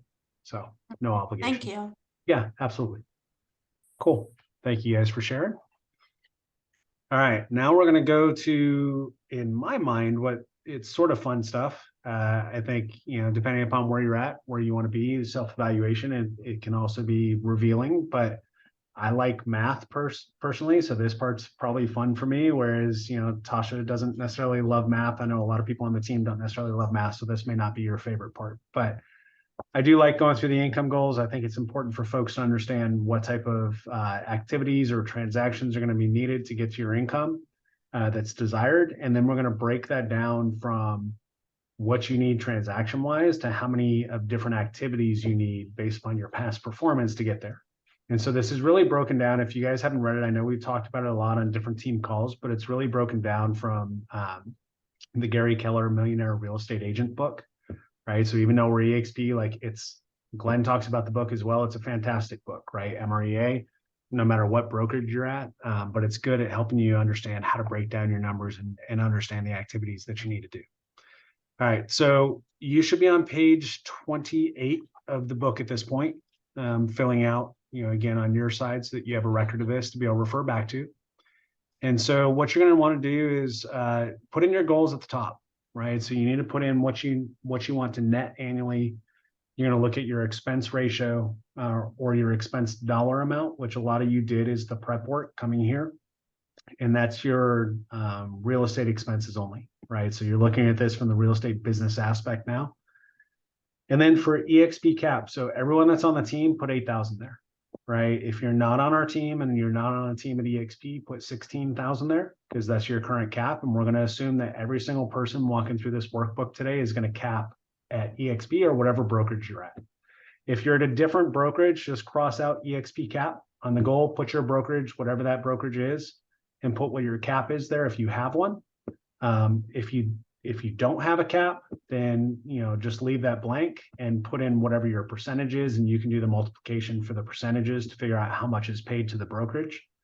For us at EXP, I put that there because it just makes the brokerage numbers easy. We do have minimal transaction fees after we hit the cap, but pretty much your split to EXP is your cap.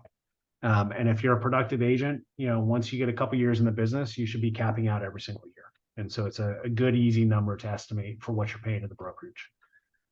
So go ahead and put that there. That'll help walk you through to figure out what your gross needs to be, right? So you're really working backwards here, adding all those up. And then you're going to take your annual gross and obviously divide that by 12 to get what your monthly gross needs to be. And then we're going to walk through using the numbers from your prep work. We're going to walk through how to calculate, and it's already written down on here about how to calculate what you need on the listing side and what you need on the buyer side, using your own personal averages if you have had transactions to get to the numbers that you need. So go ahead, start filling that out. I'll be back on in about 2 minutes.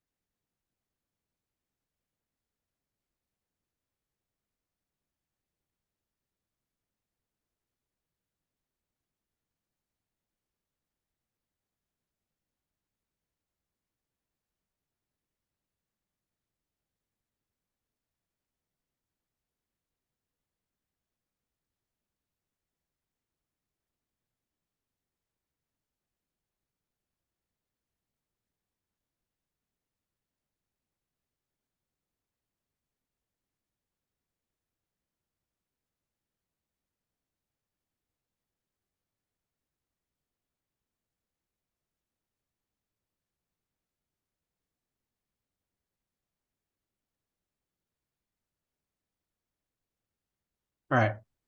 So the first one that you're going to do on the percentages, let's run through if you haven't already, but we can run through one side first, then the other side. And so identify from, I believe it was page 7 of the workbook, what your percentage of business was that came from listings. And that'll go in that left column under L1. Once you've done that, you're going to take what your commission goal was and you're going to multiply that by your percentage. So your gross annual that you had above, multiply that by the percentage that came from the listing side. So by L1, and that's going to give you your total gross commission that you need to pull from the listing side to meet your goals next year.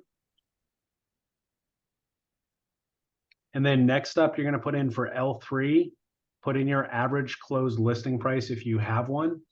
If you don't, if you haven't done transactions in these, and I should caveat this, if you're newer, so we've got some SkillBridge folks on, or you haven't gotten a transaction done yet, or you don't have enough of a sample size, put in what you estimate that these will be, right? So for our Southern California folks, you're probably sitting around 600 to 750,000 for your average list price, maybe even a little higher. Our other states obviously are going to be a little different depending upon where you're currently at.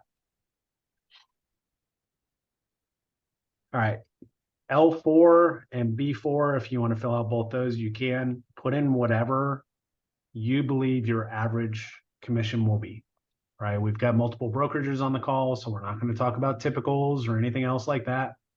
If you've got history, like some of you do, 10, 20 years in the business, you should have a relative idea of what your typical commission is that you're getting on this.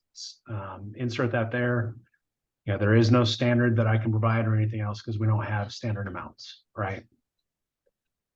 So you'll put that in there. And then as you go down on the listing side, so for L5, it's literally just going to be your L3 times L4. So your closed listing price, your closed percentage, and that's going to give you your amount of GCI per closed listing.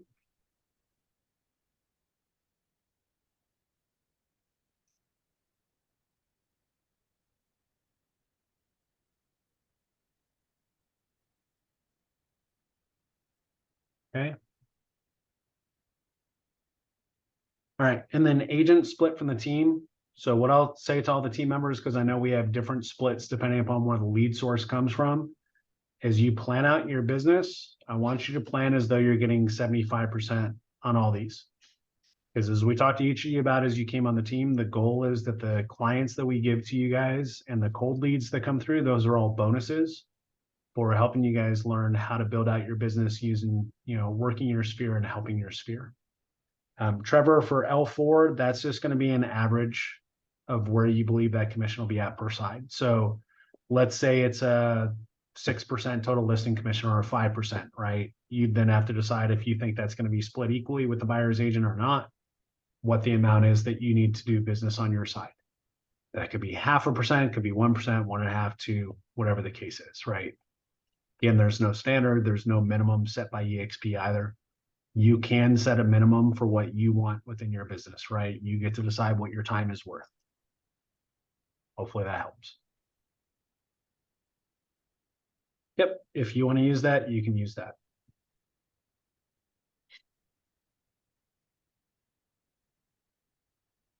You're welcome. And for team agents, hopefully that made sense as far as the percentage. Now, if you want to do it blended and you think that you're going to get, 7 of your own clients for every 2 clients that we give you or whatever, and you want to do a blended 60 or 65%, you can do that as well. Right. But if you want to plan this out based upon all of them being your own clients, then you can put 75% in there. L2, Janetta, so that's going to be your total commission goal. That's basically your percentage of business on the listing side that comes, so percentage of business that comes from listings multiplied by your gross annual goal. Because what we're doing in this is the left column is breaking out the listing side, the right column is going to break out the buyer side. And those will be 2 separate calculations that we'll walk through. Can you say it again, but in a different way? Sure. So take your gross annual, you have that amount, right? That's up above the gross annual amount that you want to make. Or what I want to make? Yep. And commissions alone? Yeah, so this should be your okay. real estate goals. Yep. So you're going to take what you want to net. So that's how much you want to keep before taxes. You're going to add to that your expenses that you need to cover. And you're going to add to that your EXP cap of 8,000 currently being on the team. That's going to give you your gross annual that you need to hit to net out that amount. And then you can divide that to hit monthly. That just gives you an idea for your monthly tracking. And then for the L2 that you're asking about, you're going to take your gross annual number and multiply it by the percentage that's on the listing side for your business. And that's how much of the gross annual income needs to come from the listing side. And then you're going to do the same thing from the buyer side.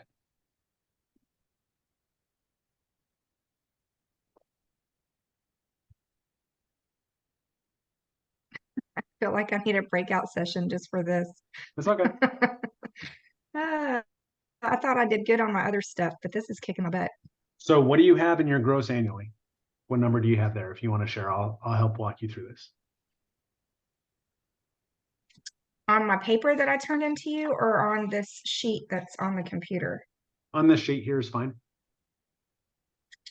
I don't have anything in net annually because I didn't know where to pull it from my documents, from my paper from my workbook. Yeah, so that'll be for me on this one, this will be your stretch goal, right? Because if I recall correctly, your survival number, like several team members, I think was 0, right? So you know, or a small amount as far as needing to cover bills. So my stretch goal because is of our income. 13,000 Okay, a month or annually? Annually. Okay. And that So should be it will, for us to I get you can put through. it at 14,000 because it's a little bit more than 13. Okay. So I put that in my net annual. Yep. So that's the total amount you want to make from real estate next year? Oh no, I want to make 50,000 next year. Okay, then 50,000 I'll go in there. Okay. And then in L1, you'll identify what percentage of business you believe will come from listings, or you can look at last year's. I had How many 50%. Okay, so that'll be 50% there. And then, so if you're trying to, if 50% of your business is from listings and you want to make 50,000 annually, then L2 will be 25,000. Oh, I get it. Okay, I got it. Cool. Anyone Thanks. else have? Yeah, you're welcome. Anyone else have questions? Yeah, I got one real quick. Go for it, Sorry. Trevor. So because of that, right? Like I haven't done listing calculations using Right. averages. So you did say I can estimate, right? Yeah, you can estimate what you believe the closed listing price will be, what you believe your closed listing commission percentage will be. Yep. Okay, cool. Thank you. I would say for your area, closed listing price probably 6 to 750. And again, percentages could be anywhere from 0.5% to 3.5%. I mean, it just depends on what you think you'll be able to get on the listing side. Yeah, I just did my common averages since it'll probably be my first one. So I did Okay. 700,000 with a 2.5%. Okay, sounds good. And then, so to take that a step further, to get your closed listing gross commission income per listing, you're just going to multiply those two numbers. Thank you. So that's what'll go in the next one. And then again, for all team agents on Gwilt Group, if you want to assume that these are all your own sphere, right, that'll be 75% in the L6. And then you'll take L5 multiplied by L6. That'll give you your commission per transaction on that side.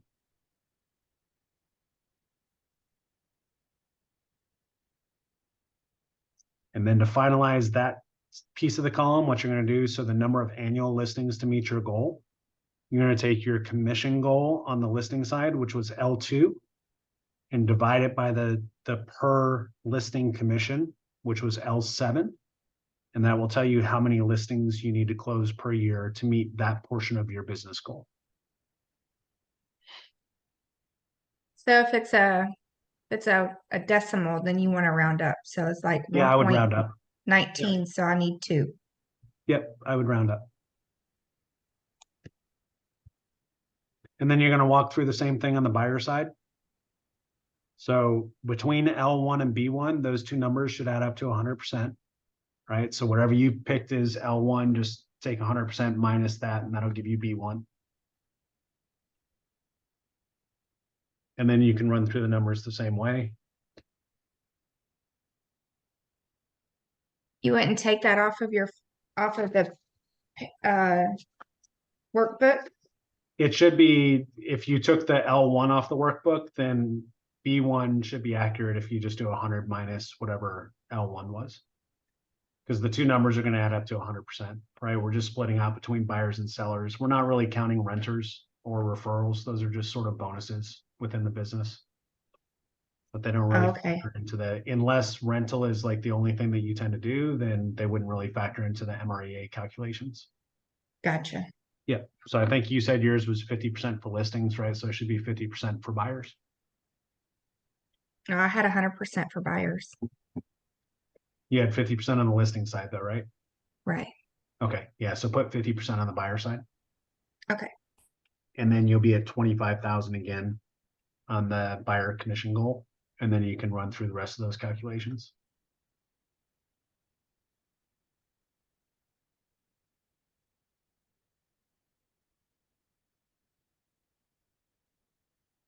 All right, anyone else have any questions before we move on from this? Basically what you're gonna do is you're gonna take your L8 and your B8 and that go into your total number of closed buyers and sellers. You're gonna add the two of them. And then for the very bottom item where it's per month, you're just gonna divide the total of buyers and sellers divided by 12.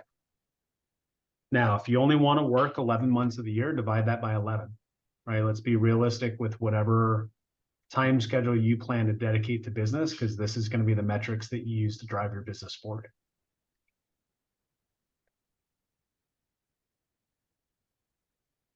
Okay. You know, I'll toss in the comments if you're done with it or if you need help, so we can make sure everyone's on track.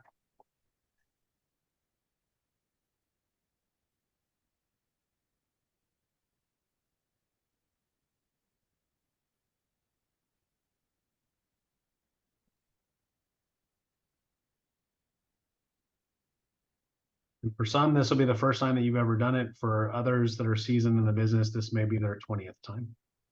So.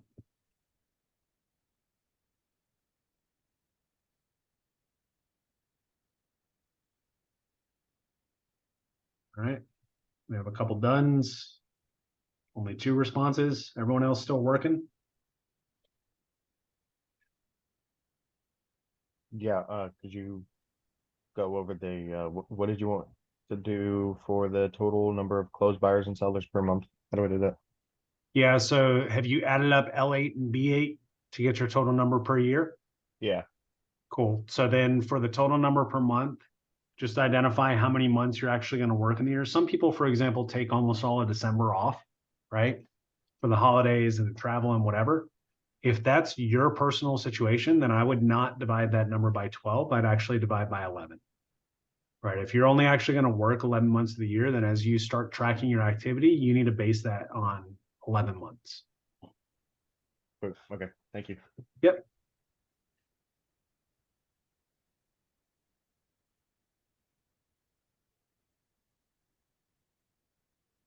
All right. Seeing a few more dones.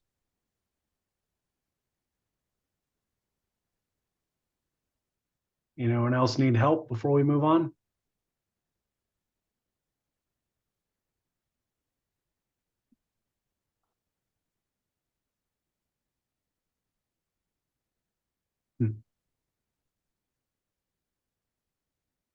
Okay.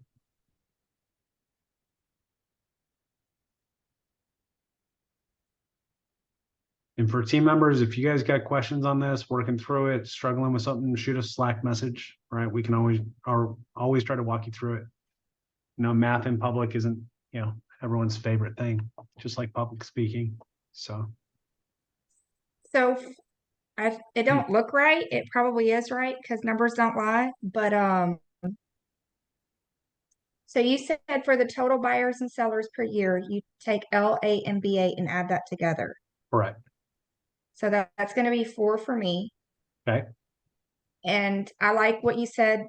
Usually you don't, you know, if you're not going to work for the month of December, so I divided by 11. Yep. That gives me 0.36. So Yep. that would be 1.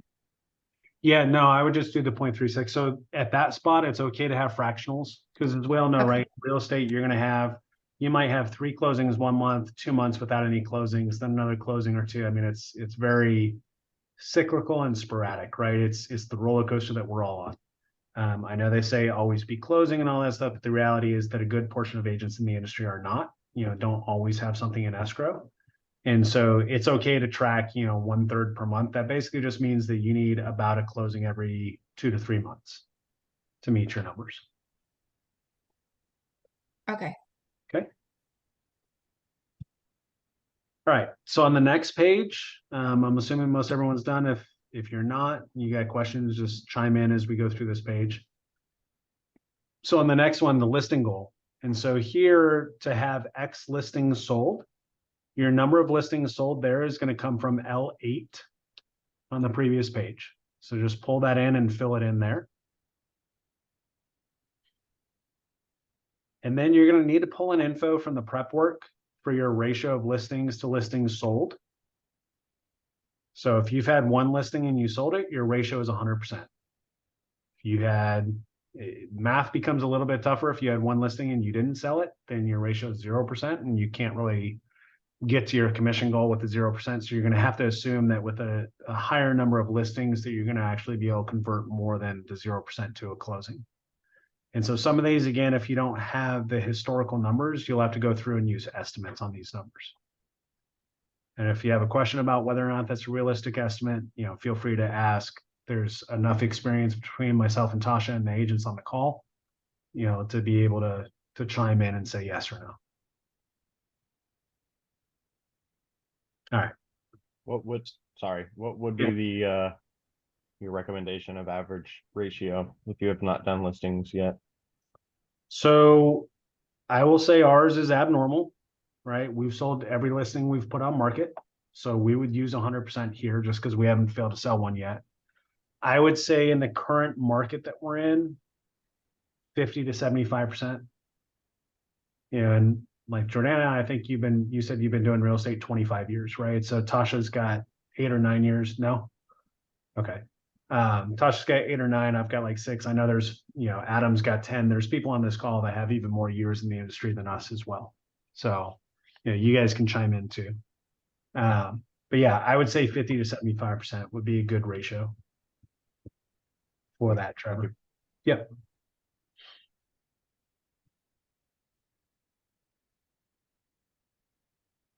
Okay. And then if you have numbers, what you're basically walking back, right, is your reverse engineering on both these, the listing side and the buyer side.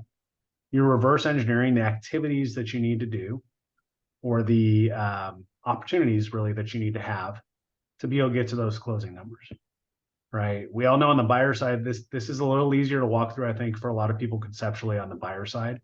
But you all know, like, every conversation you have with a potential buyer doesn't lead to a secured buyer, and every secured buyer that you get doesn't necessarily go under contract, and every buyer that goes under contract doesn't necessarily close, right? And so as you start using your historical numbers, you can identify how many buyers you really need to talk to have X number of closings per year, which then meets your goals from the previous page.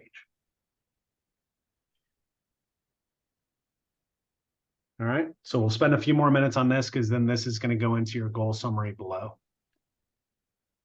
And again, for team agents, if you need to follow up on this or walk through, we can always, do it maybe on a follow-up team meeting. I know we've got our team meeting tomorrow and we've got a guest coming on, but we may be able to spend a few minutes on that as well, or a few minutes after.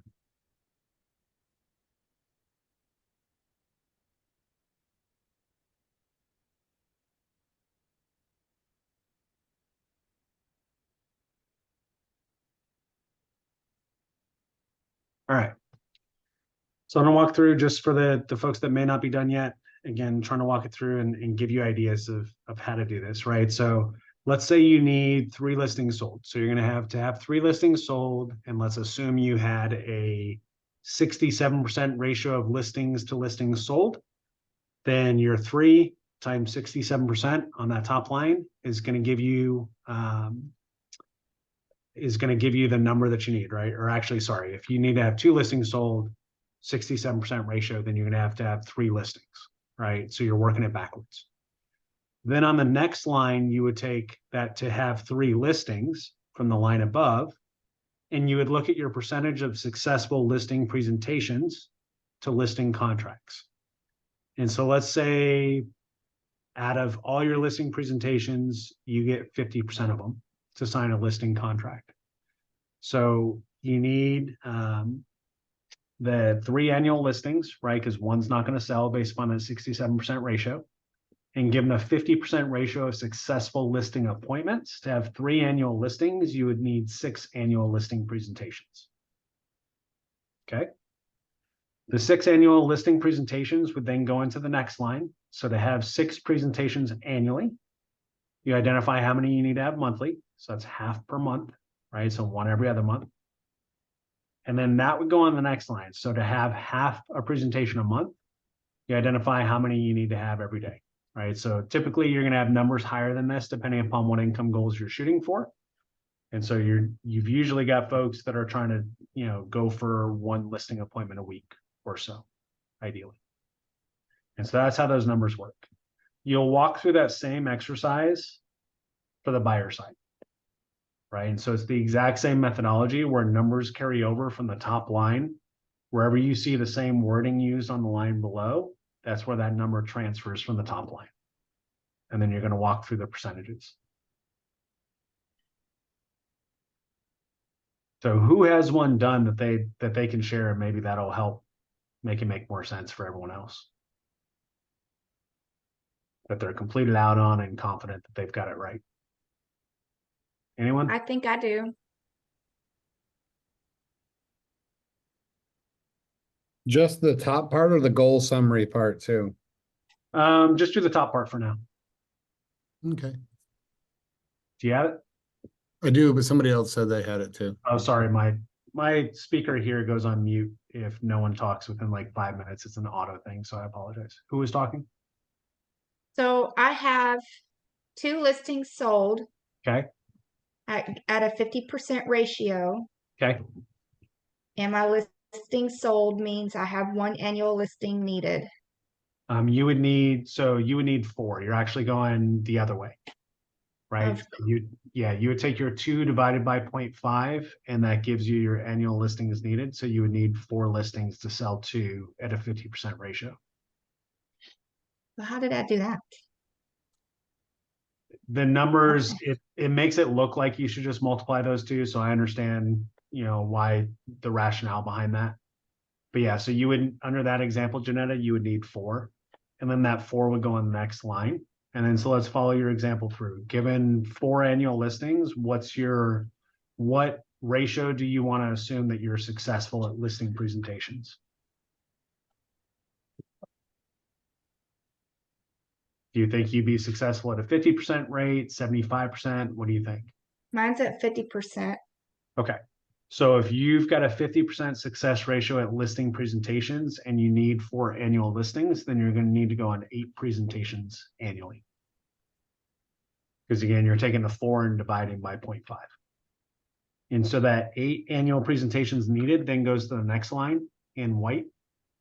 So to have 8 presentations annually, then you're just doing monthly. So you're taking the 8 divided by 12.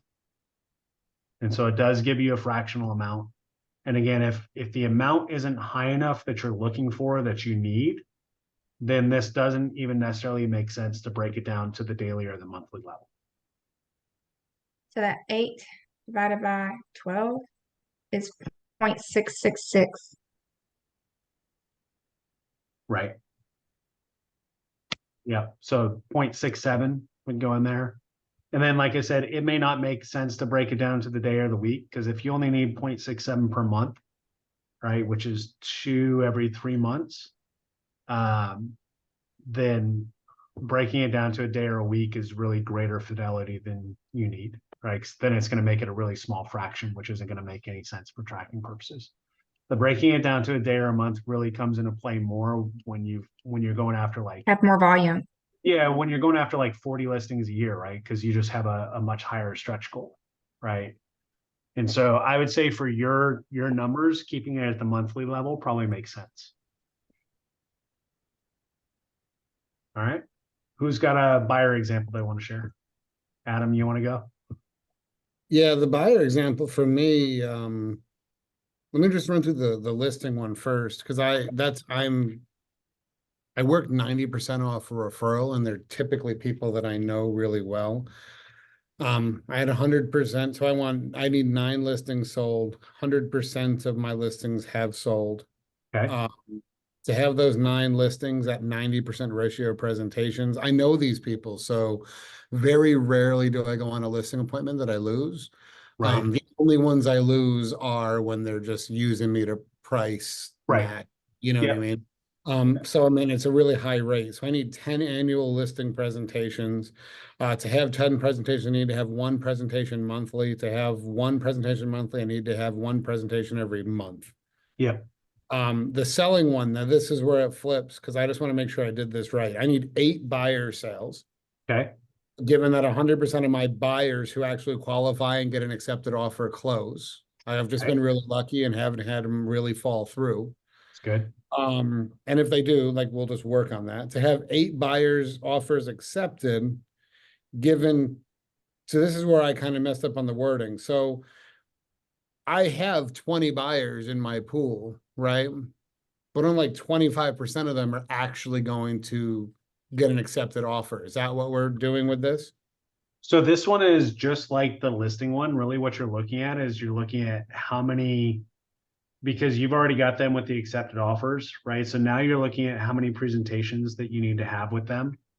So how many buyer presentations you need to have, right? To be able to get that number of buyers, assuming that all of them are going to get accepted offers. Oh no, I'm out. I did this totally wrong. I'm out. It's all right. Public math. I'm out. And it's wording and it's MREA and all Yeah, that yeah, stuff, yeah. right? So, I mean, people And- get confused on this stuff all the time. I felt I that find too, I have Adam. I find that I have to have 100 buyer conversations to get one that's actually interested. And out Yeah. of those people, 1 out of 10 will actually go through and buy a house, right? So It's a like, lot of sifting, yeah, especially in the Yeah. current interest rate market. I think I got it. Go for it, Trevor. To have 4 buyer sales given a 0.66% ratio of buyers with accepted offers to buyer sales means 6 annual buyers accepted offers needed. To have 6 accepted offers given a 0.66 ratio, buyers presentations to buyer clients means 9 annual buyer presentations needed. To have Yep. 9 annual buyer presentations, I will need 13 buyer presentations monthly. I think I did that Wait, right. no, you messed up that math. If you only need 9 annually, then how do you need 13 monthly? Take that, divide by the months that you plan on working, that'll give you the number per month. Oh, okay. You're good. And then again, if you've got enough of them, you can break it down to the day or the week. Cool. All right. That makes it a lot more sense. Cool. Thank you. Cool. So take those numbers, and then even if you haven't gotten completely through the numbers, you can put an estimate down here for the goals. So figure out, how many listing presentations, listings taken, and listings closed, and buyer presentations, buyer secured, and buyer closed that you need both monthly and then annually.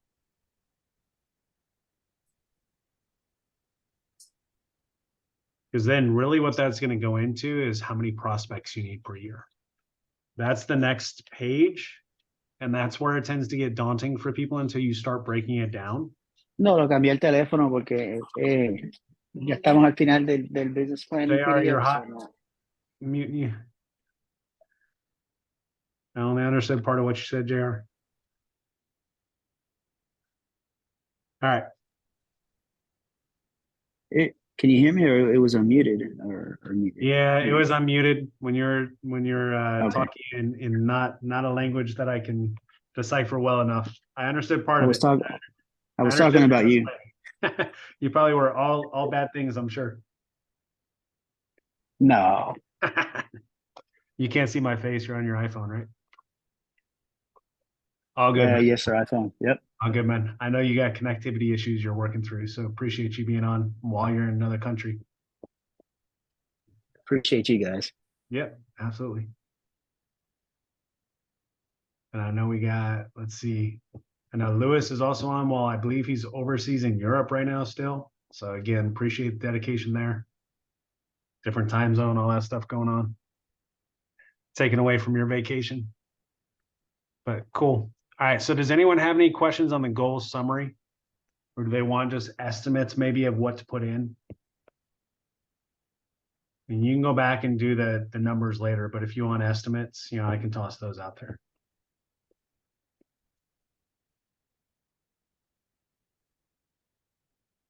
Everyone's good? You all got your summaries done? For those that don't, I would shoot for probably 2 listing presentations per month, 1 listing taken per month, 1 close per month, ideally. That may be more than what you need in your business, but frankly, if you shoot for the higher amount and you fall short, you're still hitting your goals. So it's not a bad idea. Can you say that again? Yeah, I would shoot for 2 listing presentations per month. 1 taken. So you're getting 1 listing out of every 2 presentations. Because I don't know anyone that gets every single listing appointment that they go on. And then Okay. I would turn that into 1 closed. Because ideally you're closing every listing that you put out there, especially right now in the limited inventory environment. As long as you're priced right, the listing should sell. And then for the buyer? I would probably do on buyer, you're probably more at 4-2-1, if not worse. When I love helping buyers are a little tougher numbers wise right now because of interest rates and being able to talk them through that and all the mass hysteria in the media that continues to happen and all that stuff. So Can I make a comment on that? go for it. I just saw an insider publication that the Fed is trying to discount interest rates on a schedule plan for next year. Yep, hopefully so. I've also seen some projections of deflation next year instead of inflation, right? I mean, there's a bunch of different stuff going around. Most of us know, I mean, if you guys have been or listened to the Barry Habib talks that we have access to through Fast Forward Movement, you know that all the stuff that the Fed looks at are lagging indicators, that they tend to be 9 to 12 months behind where they need to be, and that they have likely already over raised rates by a significant amount. And they're causing a significant decrease in inflation that they just haven't seen yet. And they've probably done it by too much, and it's going to impact the housing market for a little while. And then we should see a pretty sharp rebound. So because their way of combating that when they don't hit their inflation goals here in the near future, going the other way, is they're going to start cutting rates again, most likely, even if they're not publicly saying it right now. So if you haven't already gone to listen to it, regardless of what group you're a part of, go check out Barry Habib, you know, one of the premier experts within the housing market, does analysis on mortgages, interest rates, you know, number of new household formations, shortage of household units within America, all those types of things. Great info to have, especially as your clients are freaking out, thinking that the bubble is going to pop and that we're back in 07 to 09 when we're definitely not when you look at the data. So, and you can find, we've had some of his private talks within our group, within Fast Forward Movement events, but you can also find some of his talks just out on YouTube. So Barry Habib, I'll put his name in the chat. Cool. All right, so from those examples that I gave on the goal summary for annual, obviously just multiply it by the number of months, right? This is one spot that I would multiply by 12, even if you're only going to work 11 months, because you were doing the calculation based on your income goal, and your income goal was based on the whole year, not the number of months that you're going to work. All right.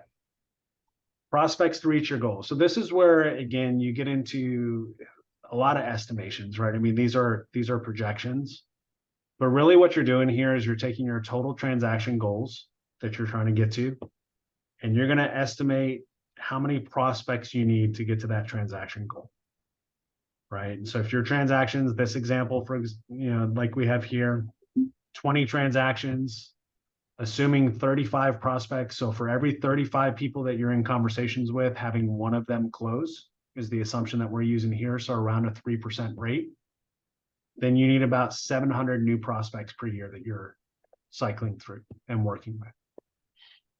You can also use these as revived prospects within your database, right? So people that haven't closed business, they're likely to transact at some point. The question is when, and will it be with you? And the only way that you can help influence that will it be with you, going back to what's in your control and what's not in your control, is by your activities that you're putting into your business. You still can't control whether or not they work with you, but you can control whether or not there's an opportunity for them to work with you based on your activities. Okay. And then the next one is just breaking it down daily, assuming that you're working 50 weeks per year and that you work 5 days per week. If you're going to do a different number, then do this differently, right? Use your actuals. So if you're going to work 48 weeks of the year, then use that, right? But you're going to multiply those two. That gives you the number of total days that you're working per year. And that'll break down for you the number of prospects that you need daily. And for the purpose of this exercise, a prospect is essentially a name and a phone number or an email. So someone that you can reach out to and touch, try to affect a relationship with, try to help them buy or sell a home.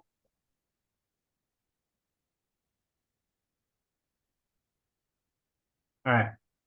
So again, if you haven't worked through all that and you need to circle back with questions and you're on the team, feel free to Slack us. If you're not on the team, shoot me a Facebook message, I guess, or an email.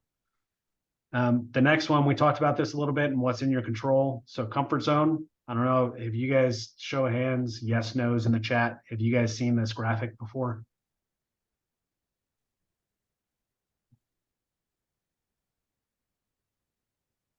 Okay. Few yeses so far, a lot of no's. Okay.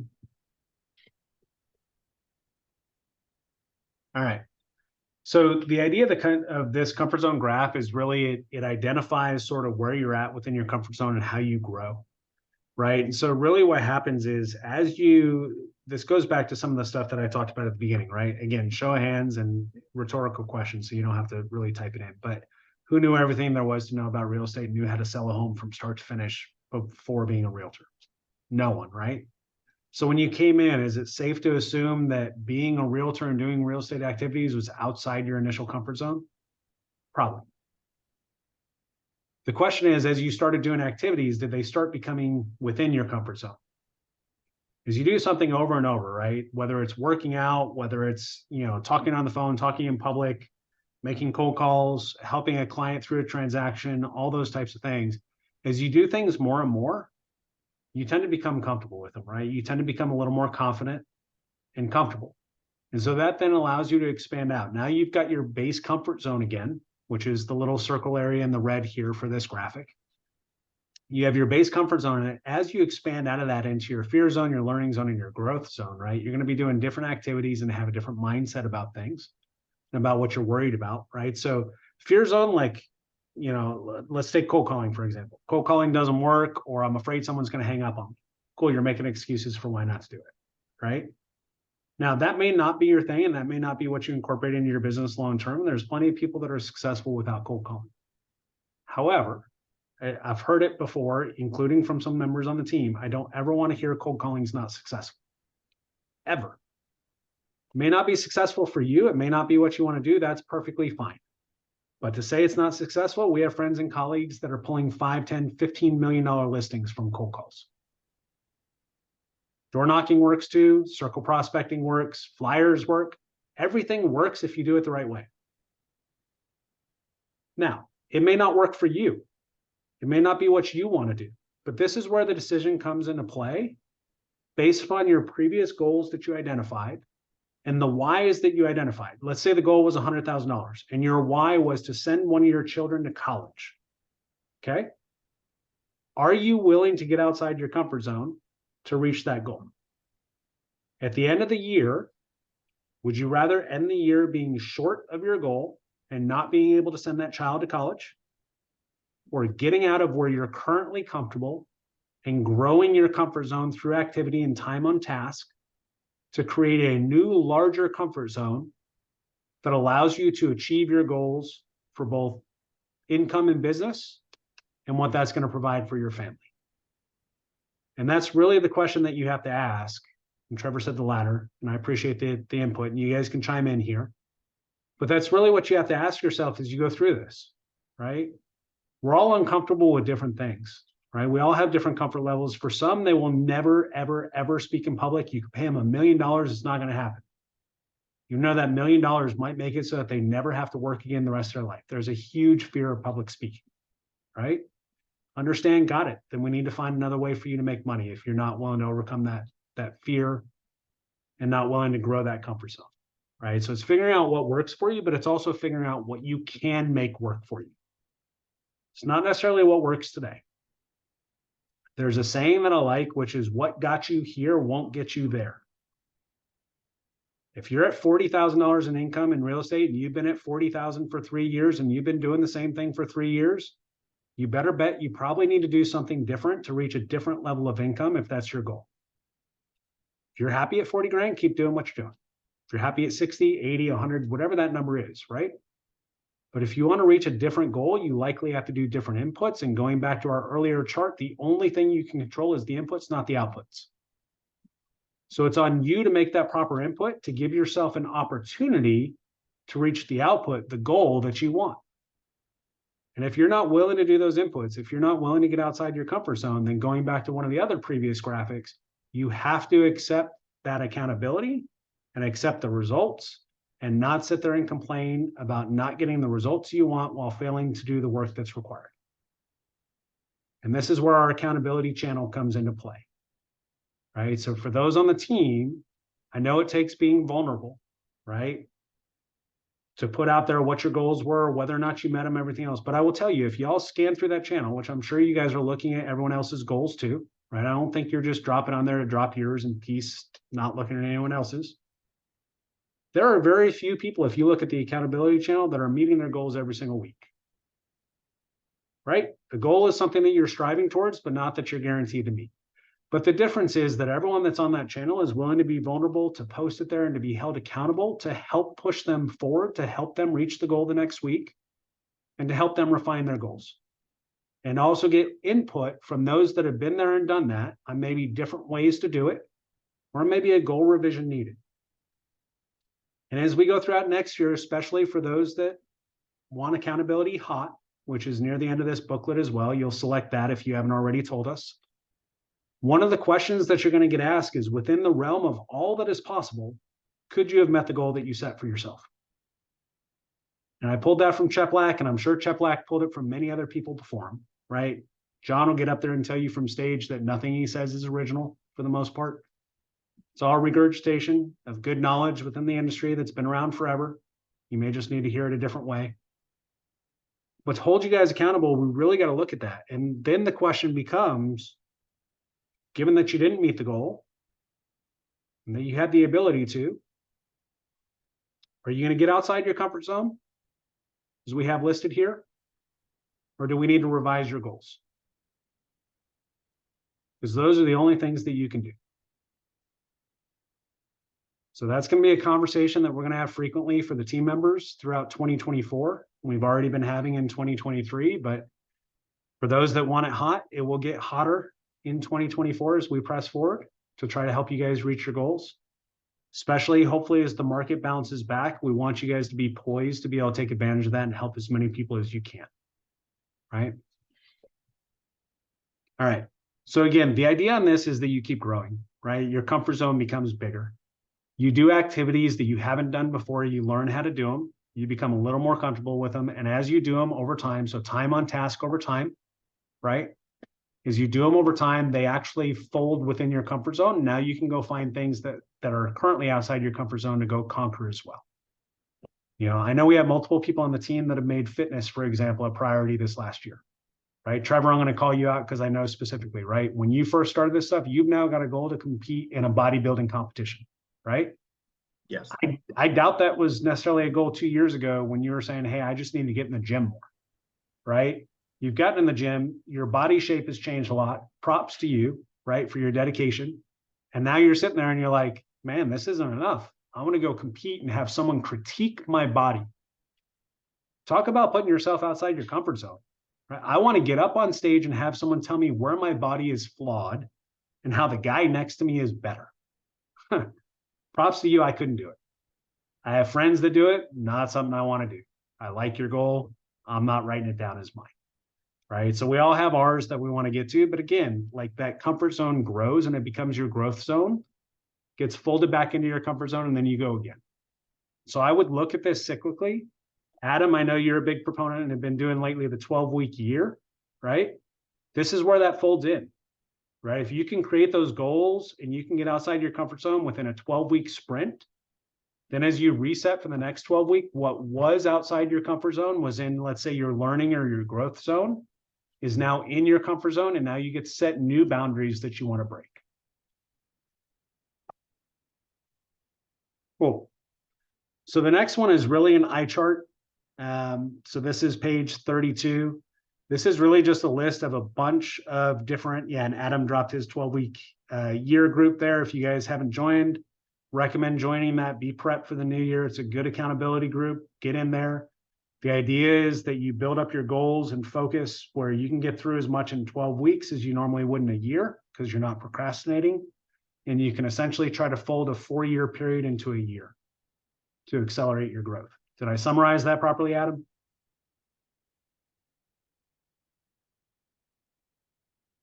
Sorry, I had to move over.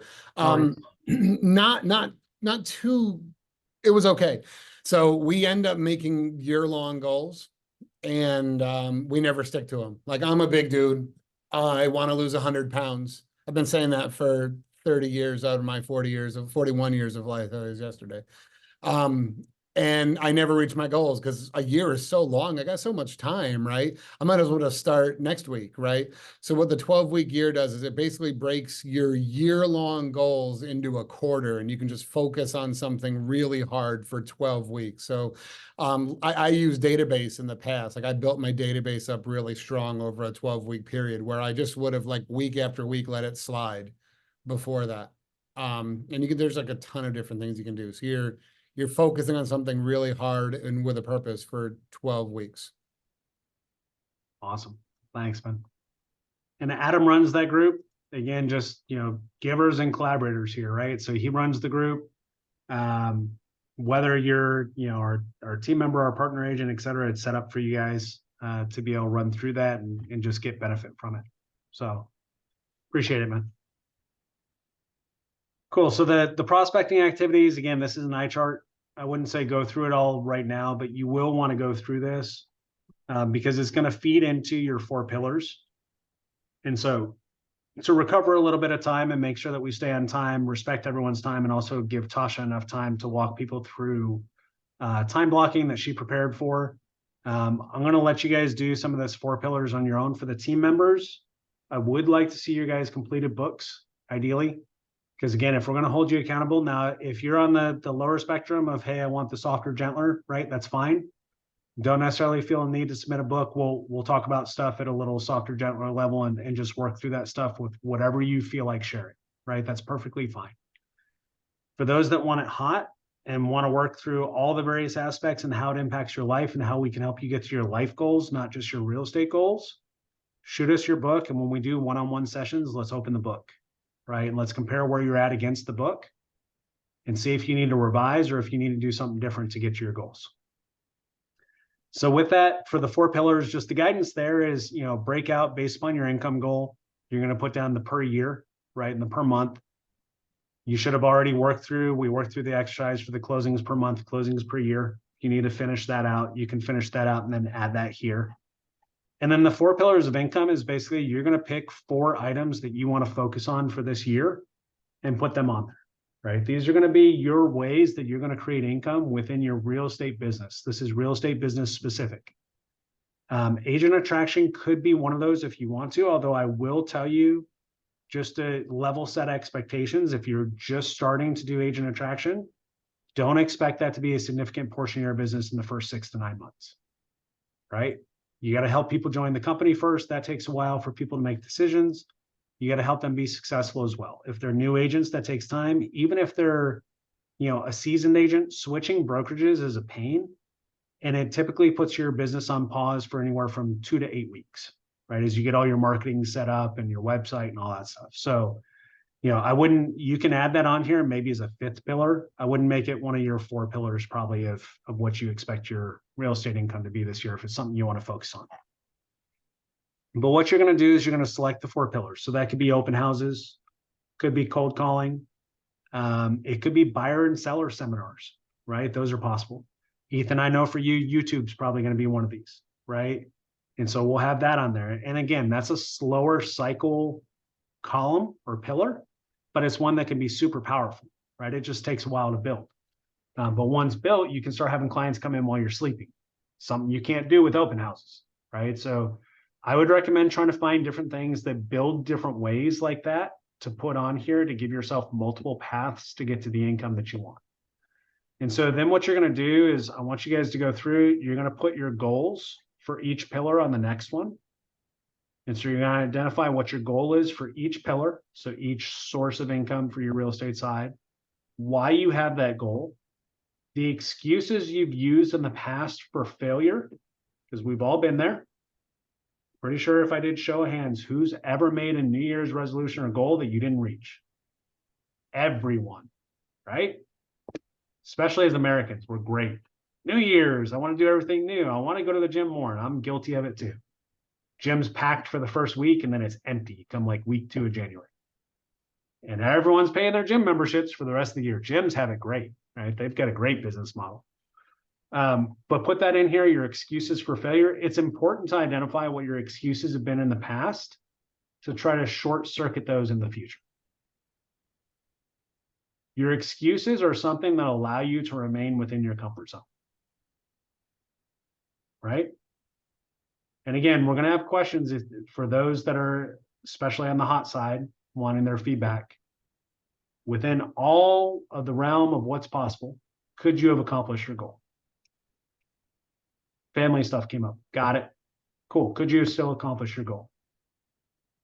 So the idea on this is identify your excuses ahead of time, because we all have them, and find ways to make resolutions to short circuit those, to overcome those so that they don't get in the way of you reaching your goals.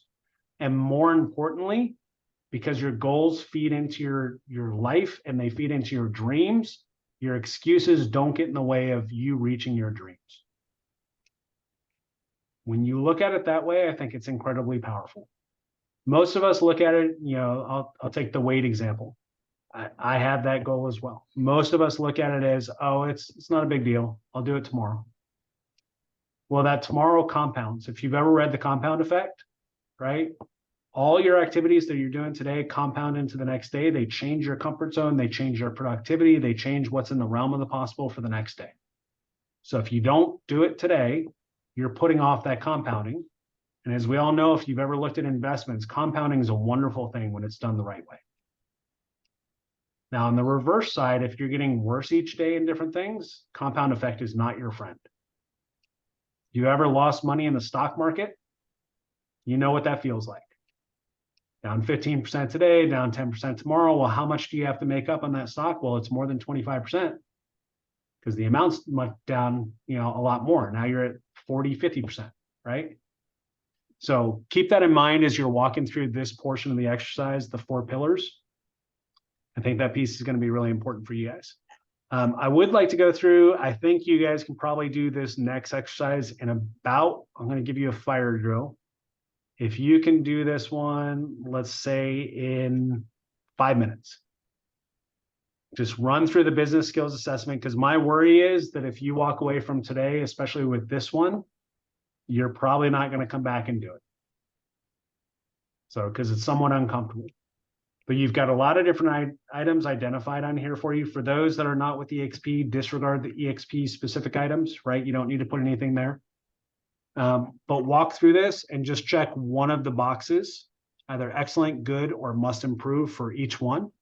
And then what you can come back to later on your own if you want to is there are more blanks that you can fill in on that page. All right. So 5 minutes, we'll start back up here at 4:20 Eastern Time, 1:20 Pacific.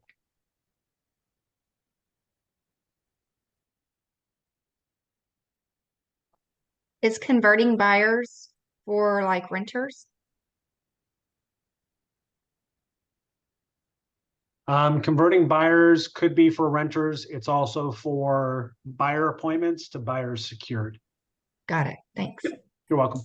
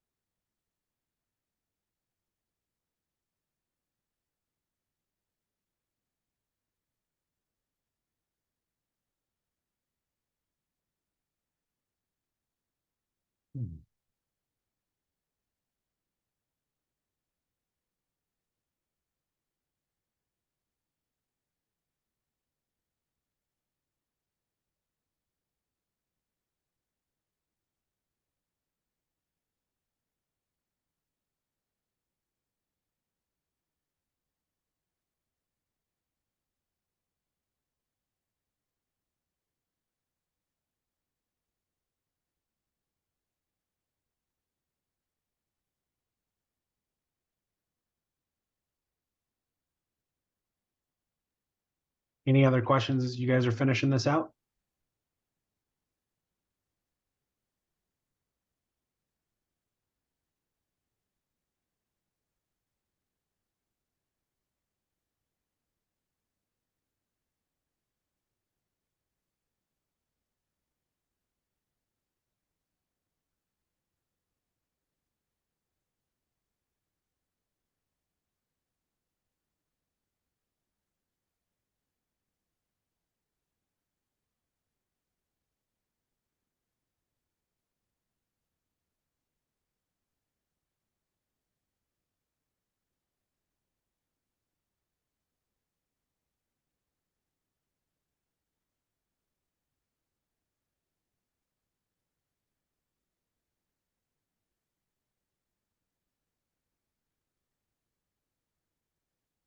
All right, let's go ahead and get started.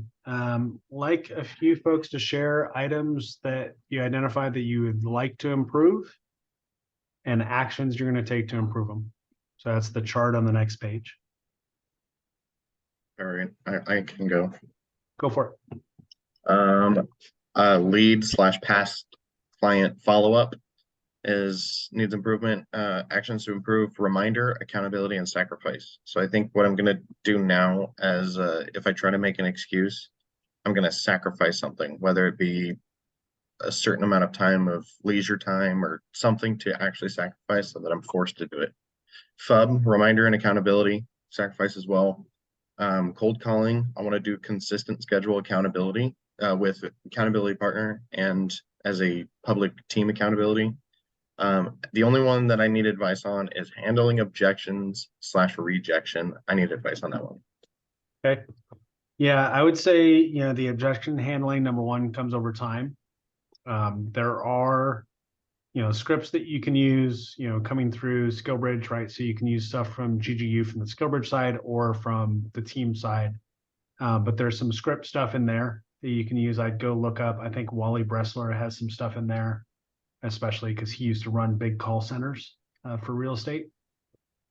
And so I checked that out. If not, Jeff Kiani may have stuff in there as well. Something we're likely opening up here in the next year. I've just got to review the course or the class, but Jeff also does a couple times a week accountability sessions. And so we may be partnering with him to open that up to folks as well. So that they can real time jump on accountability sessions in addition to putting stuff into the Slack channel and having our calls and all that stuff. So I like the idea of sacrificing. It's sort of a pain item if you don't reach what you're supposed to do. I think I think it's a good idea in the sense that it helps you balance the pain of getting outside your comfort zone. You're like, well, if I'm going to be in pain either way, I'm either going to be uncomfortable or I'm going to be in pain because I'm taking away something I enjoy doing. Well, let me get a little uncomfortable so I can still enjoy the thing I like to do. Exactly. Yeah. So I think that can definitely work. Cool. Thanks for sharing. Yep. Who else wants to share?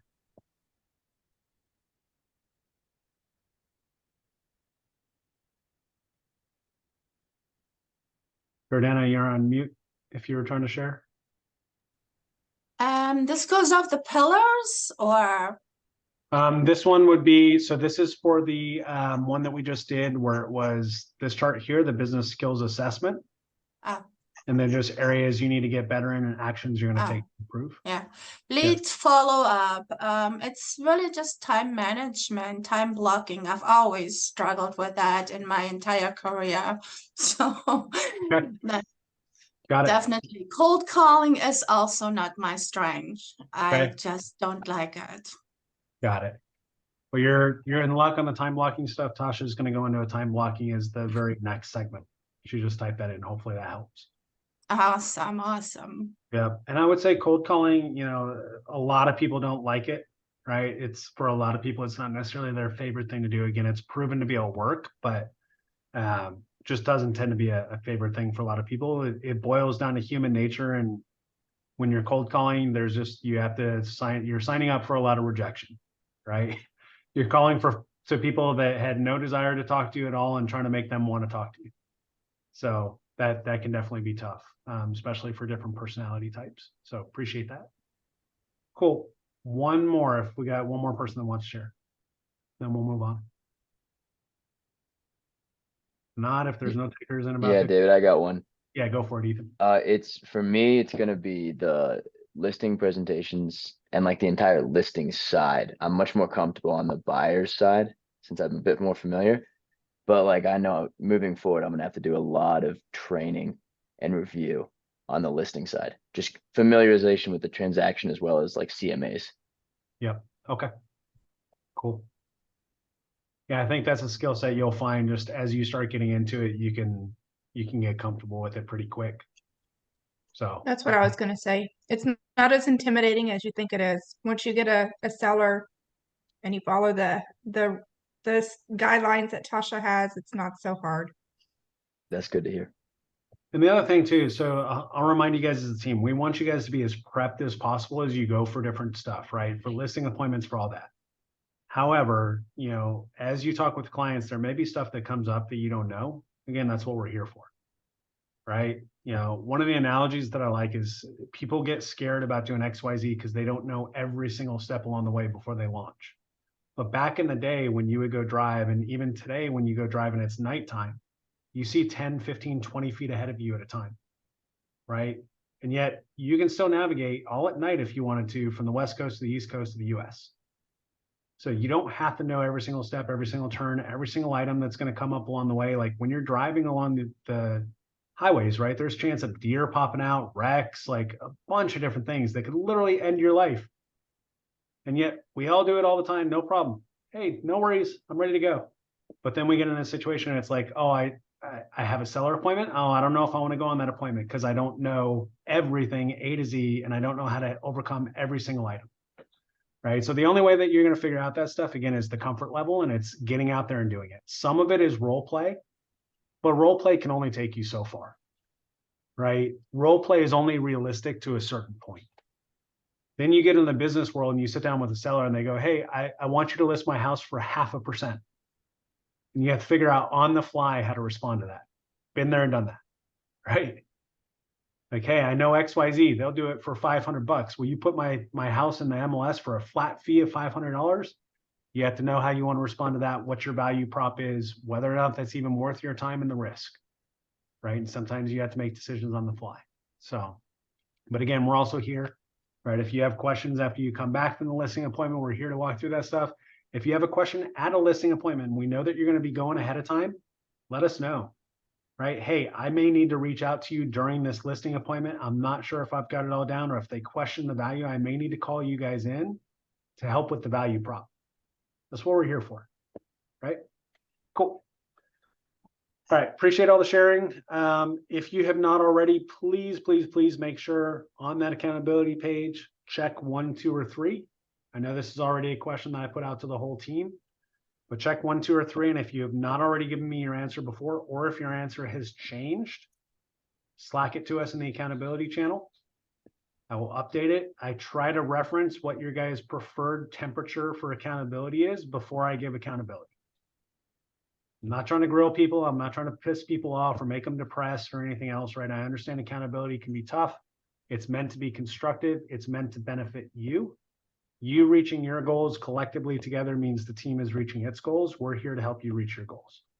We carry over a lot of what I think the purpose is supposed to be in the military that doesn't actually get effectuated most of the time by senior leadership, but it should be leaders taking care of their people so that people can take care of the mission. That's how we all know as prior military folks, it's supposed to happen. Now, in reality, we know how it really happens, which oftentimes is not that, is people going to make rank, right? But that's not how we conduct ourselves here at the team. So our job is to help you guys, help facilitate you guys reaching your goals so that we collectively can reach ours. So on that note, The next page, page 38, we're releasing something new to the team that we're requesting that you guys start using.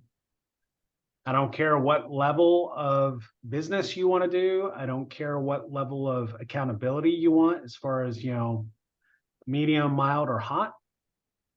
This is a sheet that we pulled out of Agent Academy that Brian Danny shared freely with everyone, right? So I believe he's a Dan Beer agent. He's either Dan Beer or Kyle Whistle. I can never remember. But he's a team agent that did, I think last year, $100 million. Staying on the team because he sees the value, and he uses this sheet every single day is his starting point for the day. This is not all he does in a day, but this is his minimum threshold to be successful for a day. So I recommend printing this, starting to use this. If you have to modify it, feel free to do some modifications, but I would recommend against that, at least until you try it for a couple months and see if you can get outside your comfort zone to bring this within your comfort zone. Because again, if you've got a $100 million team agent doing this and this is what he lives and breathes by, you better bet that it works and that you should probably implement it in your business. So we're releasing this out now for the team. You guys have it in your book. If you want to print it, if you want to make it digital and modify it that way, it's up to you. What I would recommend you do is you do your accountability is I would like to know each week how many days you use the sheet and how many days you met the 70 points or not.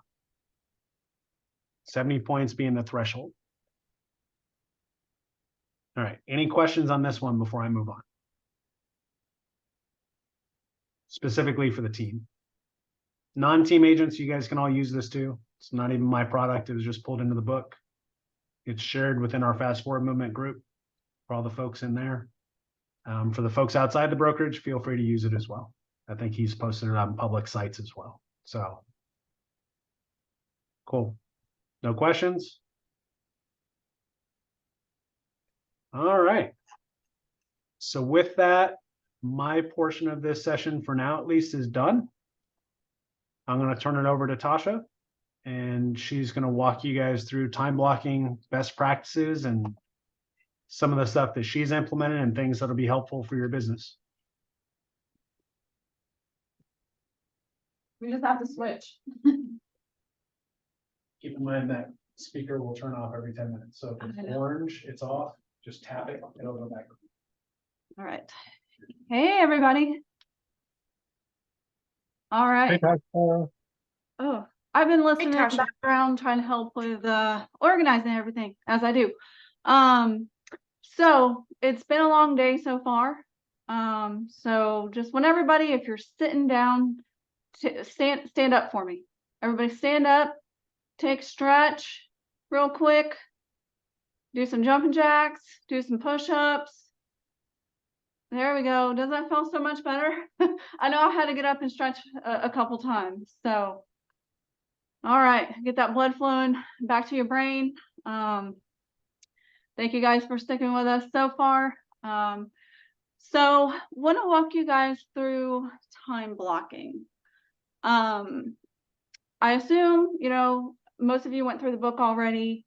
But does everybody kind of have an idea of what time blocking is and how to utilize that?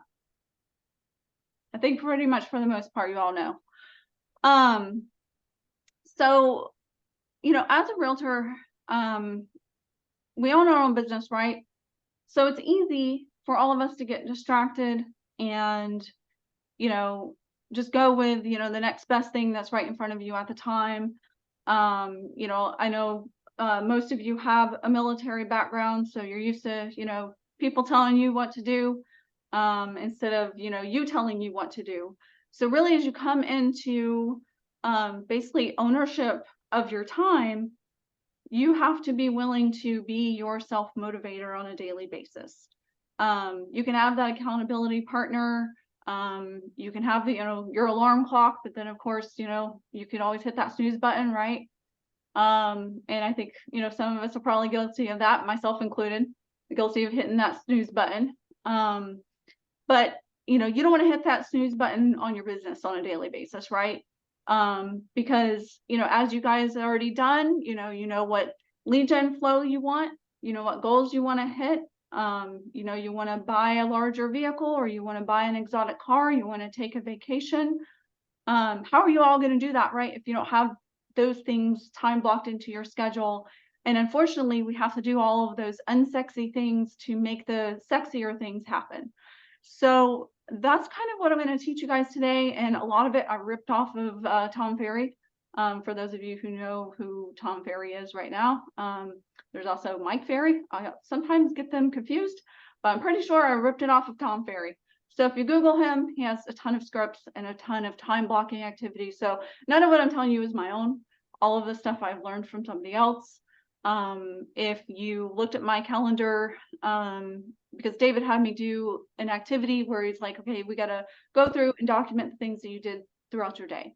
And I remember going back a few years ago, and I looked and I was just like, how did I even know what I was doing on a daily basis?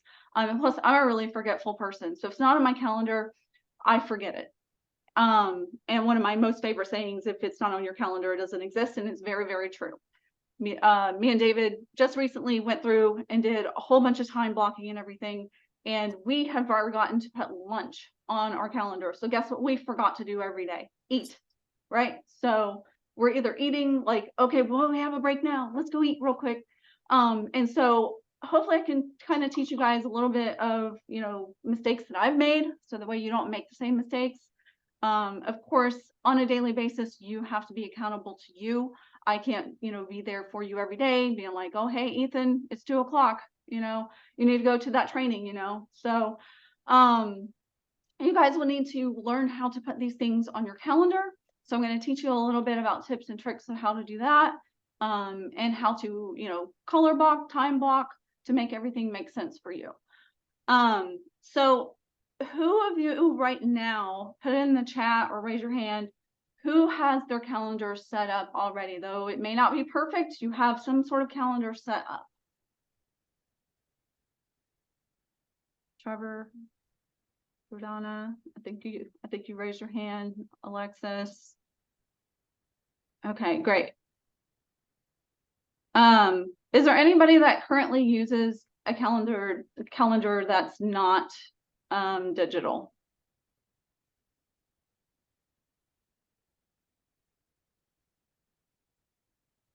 Yes, no.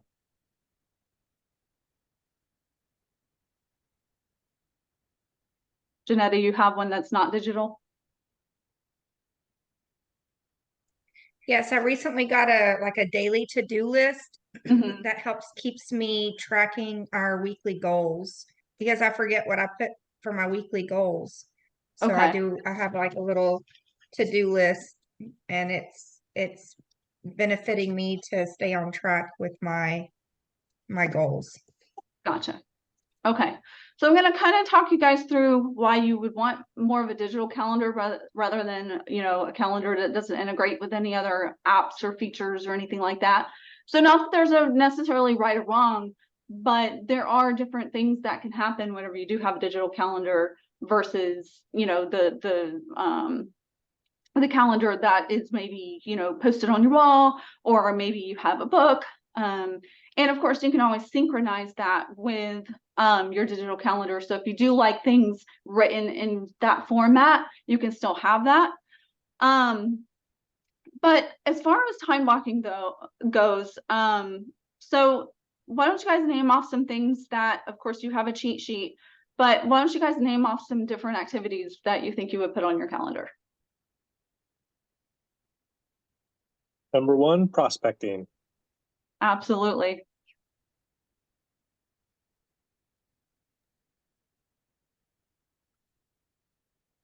I put training. Training, yep. And then, of course, appointments for me and my kids, so I can work my schedule around those things. Right, like kids' activities and drop-offs, pickups, all of that. Right. Okay. Accounting and busy office work. Right. Yep. Fub stuff, school, research, gym, wake up, sleep, breakfast, lunch, dinner, travel time. Yes. Yes to all of those things. So you want to make sure when you are going through your schedule, because I think some of us don't think about those things. Like, okay, you got to go to a medical appointment. Well, what if it takes you 30 minutes to get to that medical appointment? You wouldn't want another appointment to pop up and block out that medical appointment, right, that you have, and you're just like, oh shoot, I have a buyer call that got scheduled and now I can't go to my medical appointment. So making sure that those things are on your calendar and time blocked is going to be super important. And so, you know, not only do you have the prospecting, which should be the #1 thing on your calendar, you also have to have those other things that you may not have thought about before now. You know, meetings, showings, filming videos, getting ready in the morning. Like if you want to, like, and that's just like, okay, I got to brush my teeth and do something with my hair, and I got to change into something other than pajamas, which is easy for a lot of us to do, I think, especially working a virtual brokerage, and working for yourself at home is easy to be like, okay, I'll just stay in my pajamas half the day. Who's going to know? You're going to know. So making sure that, you know, you're not overlooking those activities that need to be on there. I did put an example of a calendar, without cheating. Why do you think that this is not a good example of a calendar? Put it in the chat or unmute yourself. It's kind of blurry, but why do you think that's not a good example of a calendar? There's too much empty space. Yep, too much empty space. Yep. Yeah, there's some overlapping there too. Yep. It's not visually appealing. No, it's not, right? It's kind of boring. Yeah. What else? They're missing a whole bunch of activities, right? It's too small to read. Yeah. But they're missing a whole bunch of activities, right? So what are they doing from 9:30, 9:15 to 12 o'clock? What the heck are they doing during that time? Mm-hmm. Are they like just like, I don't know, are they golfing? Like, what are they doing during that time? Who knows? They don't even know. What are they doing?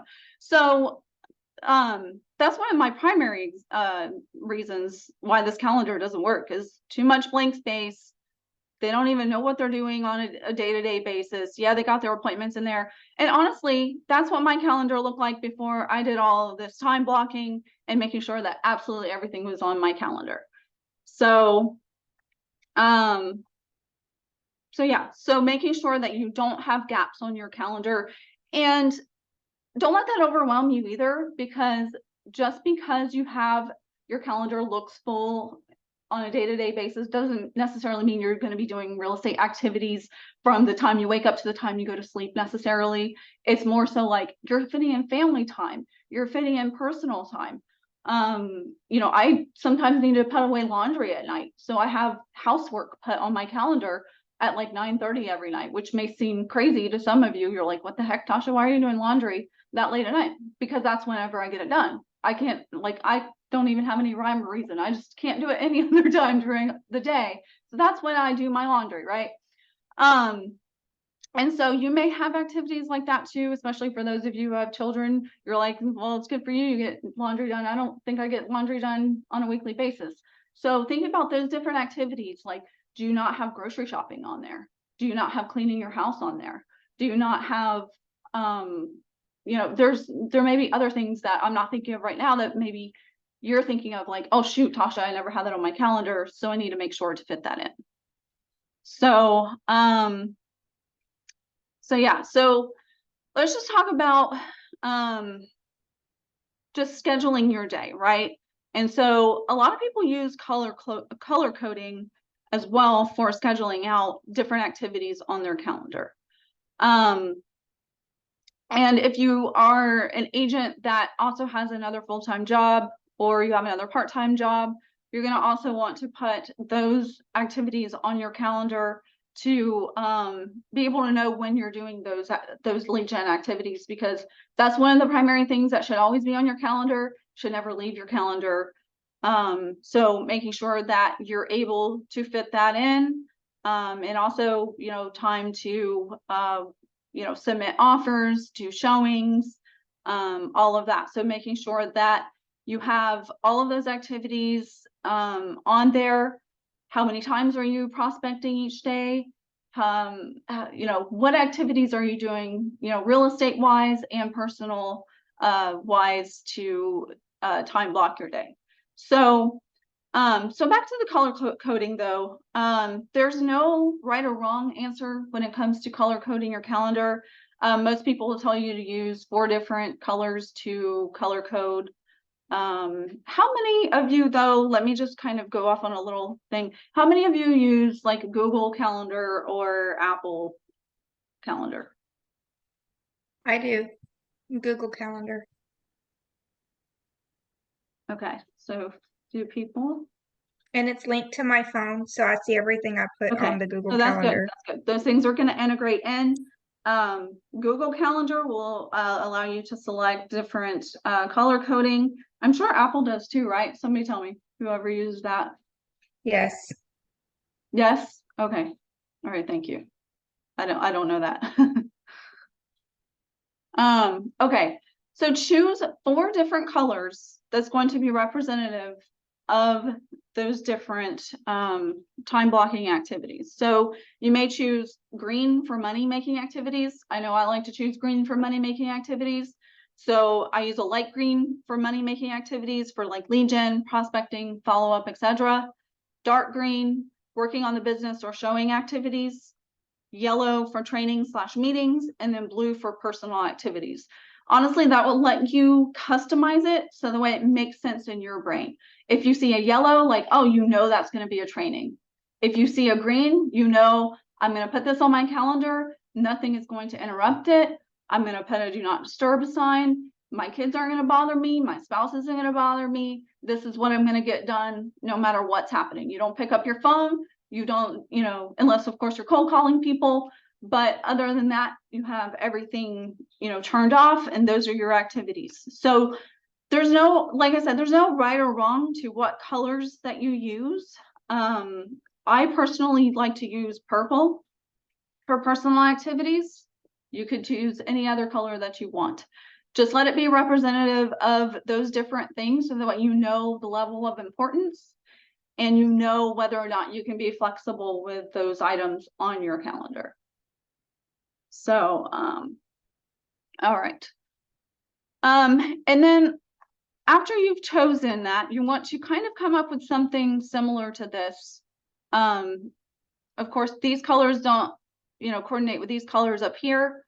This is just an example that I pulled off of Google to kind of show you guys what your calendar should look like, not necessarily with the specific items, but just the color blocked and the time blocked of what this person is doing on a daily basis. Now, of course, still missing the sleeping, working out, personal activities. But use whatever works for you. And like I said, there, like, don't focus too much on the colors, choose whatever you want. And the hardest part of time blocking is time management and actually sticking to those things on your calendar, because of course we're all going to have emergencies. Your kid is going to get sick. You're going to get sick. You're going to have a showing that goes over time. You're going to have a listing appointment that goes over time, or you're going to need more time to walk through a listing presentation or do the prep work, or you run into some issue. Just know that we're all going to run into those challenges of having those times. It just doesn't happen. What I recommend doing with having those times that happen like that is go back in your day. If you didn't get those certain things done, I recommend going back and putting in your calendar for that day of what you actually did. And it'll be eye-opening as to why you didn't fit those things. Oh, I worked on a buyer presentation other than, you know, going to this training or what have you. So it helps me to go back in my schedule and be like, oh, this is why I didn't make that work. And so you guys can do the same thing. And just, it just really opens up your eyes to that. Tips and tricks for using Google Calendar. So I apologize for those of you who do not use Google Calendar. But I'm going to give you a little bit of tips and tricks that I learned from using it. So you guys will notice whenever you're going to set up your calendar that it's going to give you an option for, you know, is it going to be recurring on a daily basis, a weekly basis, and then what days of the week Is it going to happen on a weekend as well? Or is this going to be a daily task? You can also give yourself different notifications. And of course, this is just what calendar that it's on. And then this is the area that I'm going to focus on right now, is whether or not this is a free time or not. What would you guys think? Thank you, Adam. Thank you for being here. I don't know if you dropped off already. So what would you guys think that prospecting would be? Would that be a free time or would that be a busy time? Busy time meaning you're not going to allow for any distractions whatsoever. Busy time. Yep. Yep. And so what would you think the afternoons would be if you're doing like a training or a showing, or, you know, you're free for calls? What do you think you would put for that? But I would think for training, it would depend on what kind of training it is. If it's something you really, really need, then I would say it's not a free time. Right. So I think that can be tricky, right? So what I kind of want to point out is that when you are setting up your calendar, making sure that if you have like maybe from 2 to 5, you have it scheduled where you're either going to do training, if training is available during that time, or like I have my Calendly, which is an appointment scheduling tool that integrates with my Google Calendar. So every day I have to make a time block between, I think I have 1 to 5 or 2 to 5 blocked off for that. But I have to make that free. You know why? Because appointments can pop up during that time block. So be very cognizant when you're setting up your calendar, whether it says free or not, and the whole purpose. Obviously, if you have a showing, you have to make that busy because you're out showing a client. But if you have just the free time of like, okay, I'm going to work on business activities if I have nothing else to do, then obviously I'm going to make that free, because if a buyer, seller, or an agent wants to talk, I want to be able to talk. So I have to mark that as free time because I need to be able to be flexible with that into my schedule. Does that make sense at all?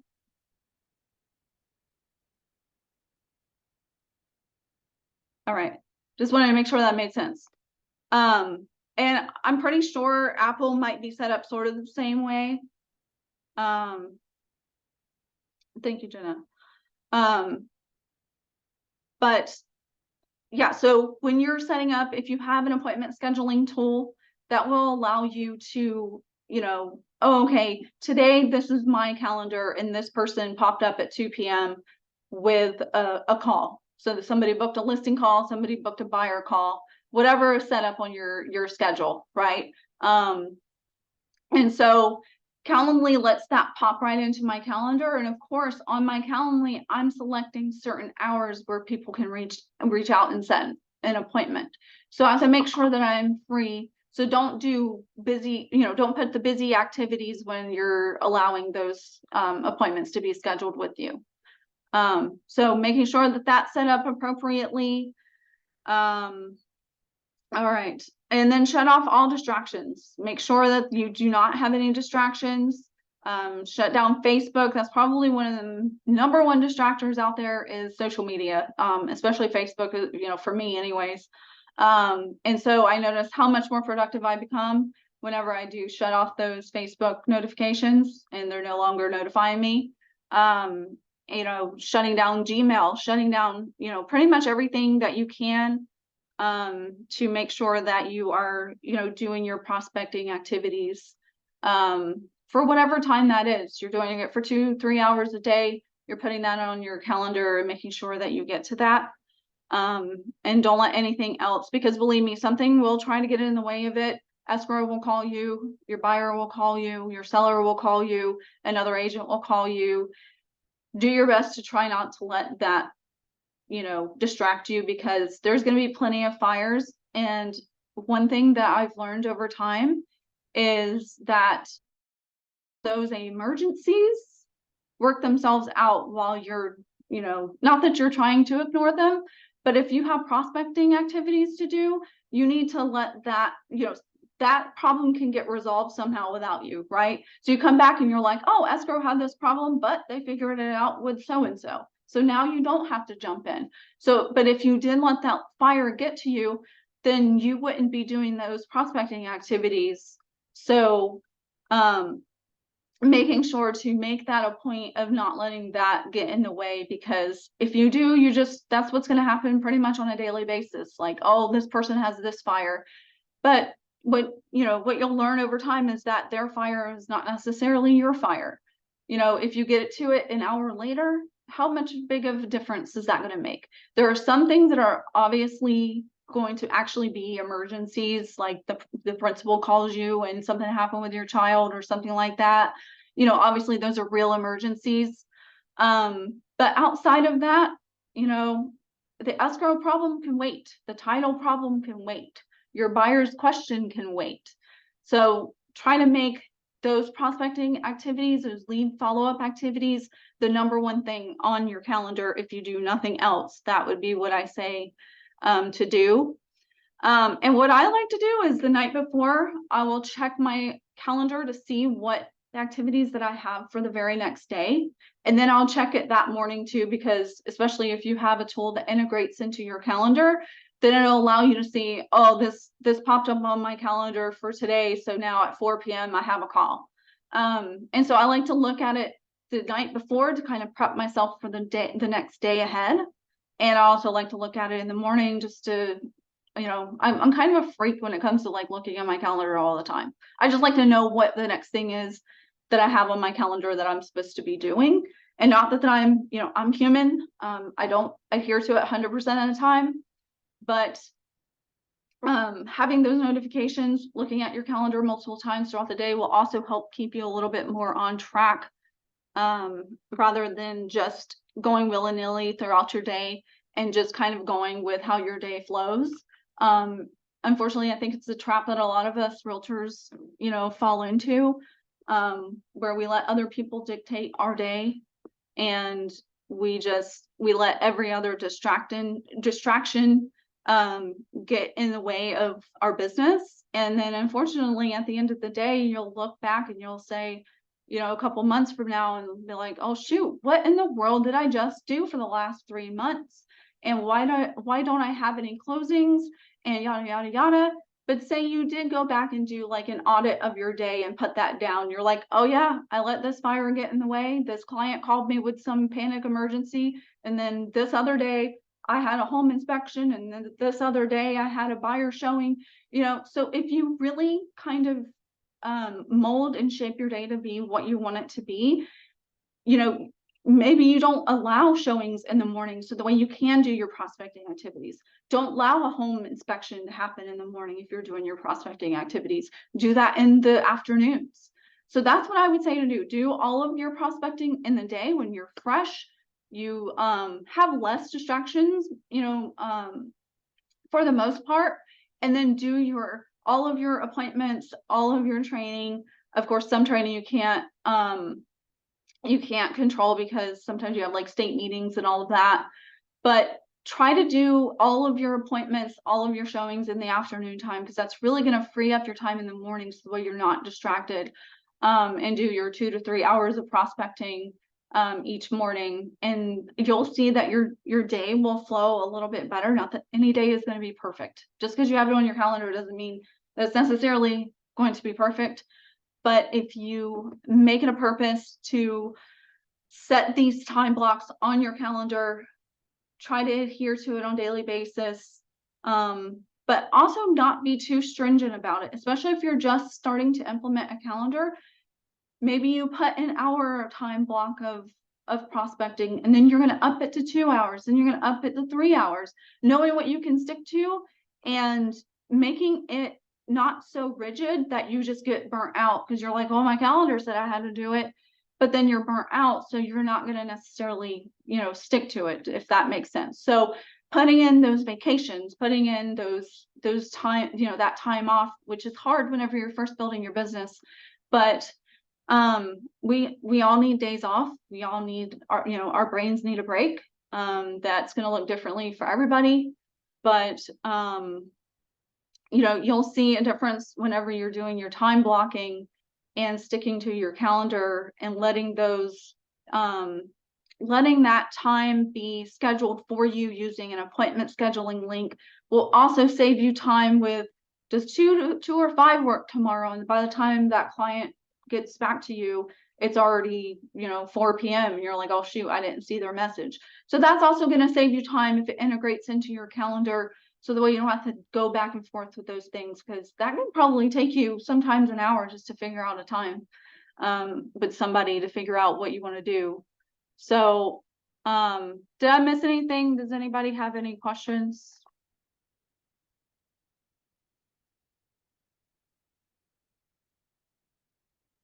No? Everybody's good? Okay. I think you guys will see a huge difference with using time blocking activities versus not, and making sure to just make it a habit. It takes 21 days to make a habit. You know, like I put in there, I think it only takes a day because you're deciding what you want to do at that point. And so but they say it takes 21 days. So, you know, don't get frustrated if you try it for a day, it doesn't work. Just pick it right back up the next day. Just do it again the next day. Just try it again the next day. Just remember, we're not, you know, we're all human. We're not perfect. Life is just going to get in the way sometimes, and that's okay. But just try to go by your calendar. It will definitely help you with all of the things and all of the goals that you guys have, and, you know, creating that vision and, you know, that life that you want to have. Because, you know, kind of like what Adam said, you know, we're all doing it for the money, but we're all doing it for the money because of what that money can buy us. You know, it's buying us family time, it's buying us, you know, other things and freedom and what have you. So, so yeah, that's all I have for you guys. David, take it back over to you if you want to come back in here.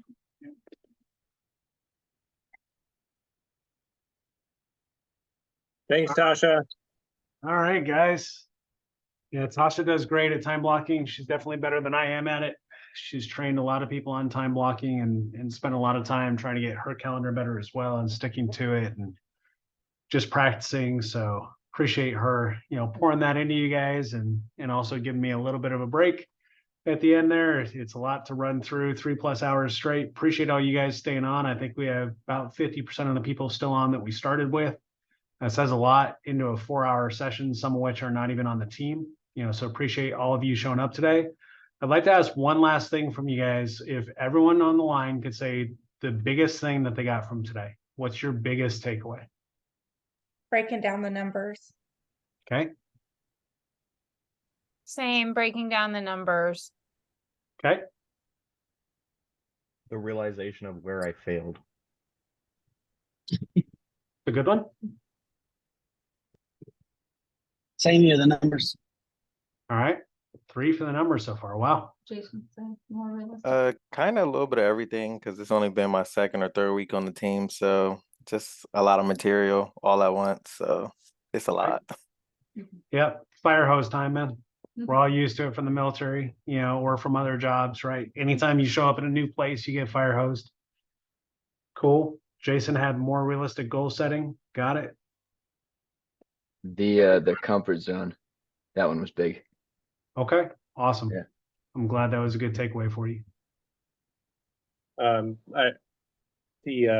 105 prospecting activities list, I'm definitely going to be using that, and the daily sprint. I like that too. Kind of keep track of how much I'm doing. Awesome. Saw Caleb posted about accountability and mindset. Yeah, I love the mindset aspect. If you couldn't tell from me talking through it, it's something I'm willing to talk about all the time. Mindset, wealth building. So awesome. What else? Daily sprint. Cool. Evan, don't be afraid to set bigger goals. Yeah, absolutely. Take off those limitations, right? So we're not in the military anymore, guys. For the guys from the military, they're on, right? This is not your boss tells you you can only do X, Y, Z, and you only get promoted 4 years later when the government tells you to. You know, once you've had enough butt time in the seat. Real estate is one of those things you could achieve your goals the first year, or it could take 10 years, right? But you got unlimited potential. And for the most part, I mean, especially for those that are on the team, you don't have anyone sitting there trying to push you down. A lot of us have been there in the military side, right? You possibly get promoted, maybe your boss or your colleague doesn't, you're all competing. Here, we're all trying to work together to all get towards a common goal, support each other. So love it. What else you guys got?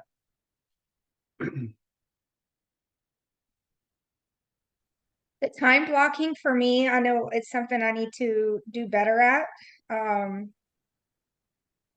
So it's good to see it again, and hopefully it'll just eventually I'll get there. Okay. Yeah, it can be tough, especially when you got kids. Yeah. Time blocking is great, but you know, if you got little ones at home, especially, like, you can't predict when they're going to get a bloody nose or, you know, whatever. That's why I used kids primarily as an example, Yeah. because it's unfortunately, there's a lot of things that happen unexpectedly. Right. And you have kids because they can get sick or like something can happen. So Yep. Right. We had another person that was supposed to attend, but one of their little ones got into a fight at school. What are you gonna do? Right? That is, like Tasha was talking about, that's an emergency that you can't really plan for on your calendar. So luckily, this business gives you the flexibility to be able to go address that stuff without going to a boss and saying, may I please leave work true. or risk getting fired? Right? No one here from the team level is looking to fire anyone or give anyone any consequences for taking care of their kids or their family. Y'all know us, we're very family focused, and you know, that's very important to us. Like, you gotta go take care of your kids. That's a top priority. That's why we have a team and we have other agents that can help cover down. So cool. What else, guys? Anything? Jordana, I don't know if I heard you. Maybe I didn't hear you if you spoke up. Any big takeaways for you? Yeah, I typed it in the chat. It was reset, regroup, refocus for me, to get me back on track where I need to be with my business. Okay, So I awesome. appreciate it. Yeah, absolutely. Glad you could attend. Cool. Anyone else? Any last thoughts before we hop off? It's been a long 4 hours. We're just a little bit over. We actually kept pretty good on time. Going once, going twice.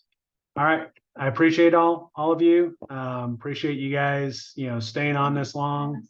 Get a copy. Yeah, Delabar, we can get a copy. You can always ask Conrad. We should be able to get it to you that way if needed, and then we should have a link for the recording. Trevor, good luck at your final, man. Again, here to support you guys and everything. We'll see you guys for the team on the team meeting. For those that were sort of participating in this, auditing, potentially joining us, would love to have a chat if you guys are interested. Always here looking to pour out into you guys, and just love this group, obviously, and let's go. Let's hit 2024 strong and reach all of your goals next year so we can all be successful. So until tomorrow, we'll see you guys then. Bye, guys. Thank you so much, David. You're welcome. Thank you, Tasha. Thank you. Thank y'all. Have a great day.